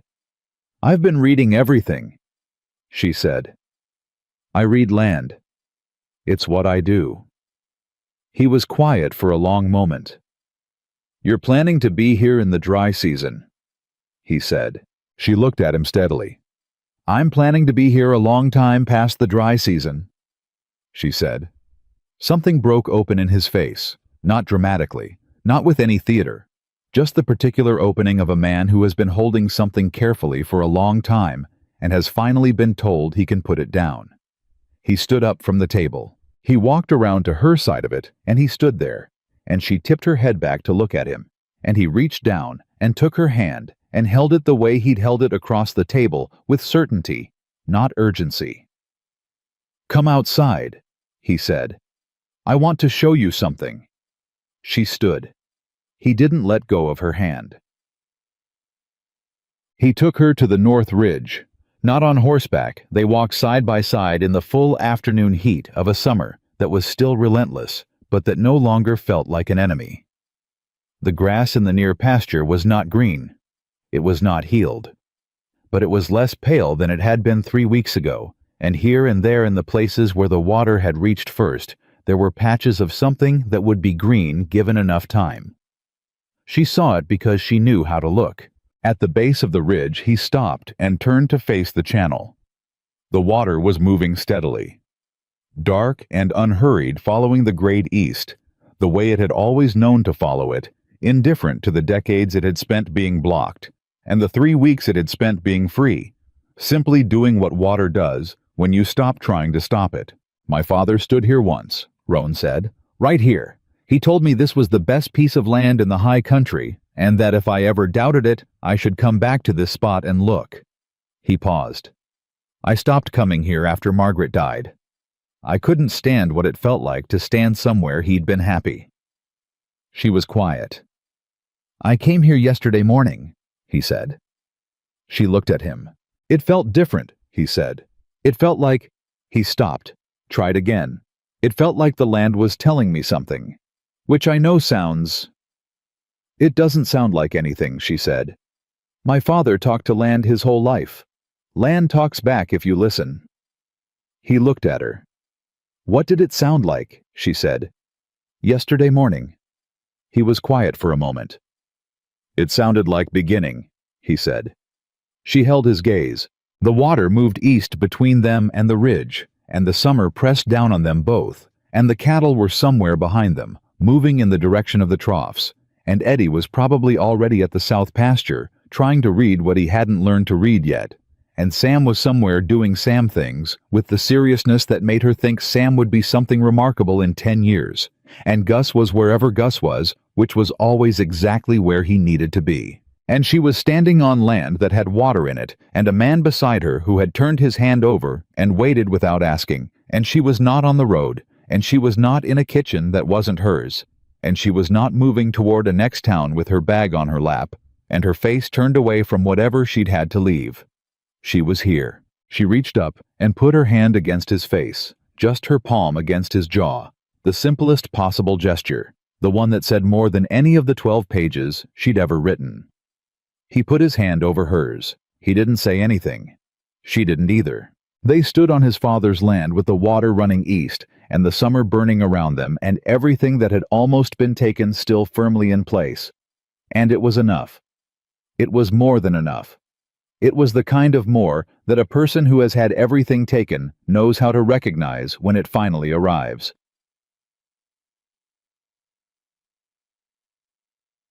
By October, the Ridgeline Ranch had recovered 41 head of healthy cattle and had 2 new hands recommended by Doc Hennessy, who turned out to have opinions about everything and was generous with all of them. By October, the South Pasture Secondary Channel had opened up exactly where Clara had said it would, and Eddie had found it himself on a Tuesday morning, running to the kitchen to tell her with such unguarded excitement that even Gus smiled about it later when he thought no one was watching. By October, Holt had been located in a town 3 territories east, and federal charges had been formally filed, and Pruitt had given up every name he had in exchange for the reduced consideration that Clara had told Rowan he would give, and Rowan had told Creed, and Creed had used as the lever it was. By October, a letter came from the Territorial Land Office confirming that the Ridgeline Ranch water rights had been formally documented and registered in Rowan Callister's name, including the North Ridge Channel and the South Pasture Secondary,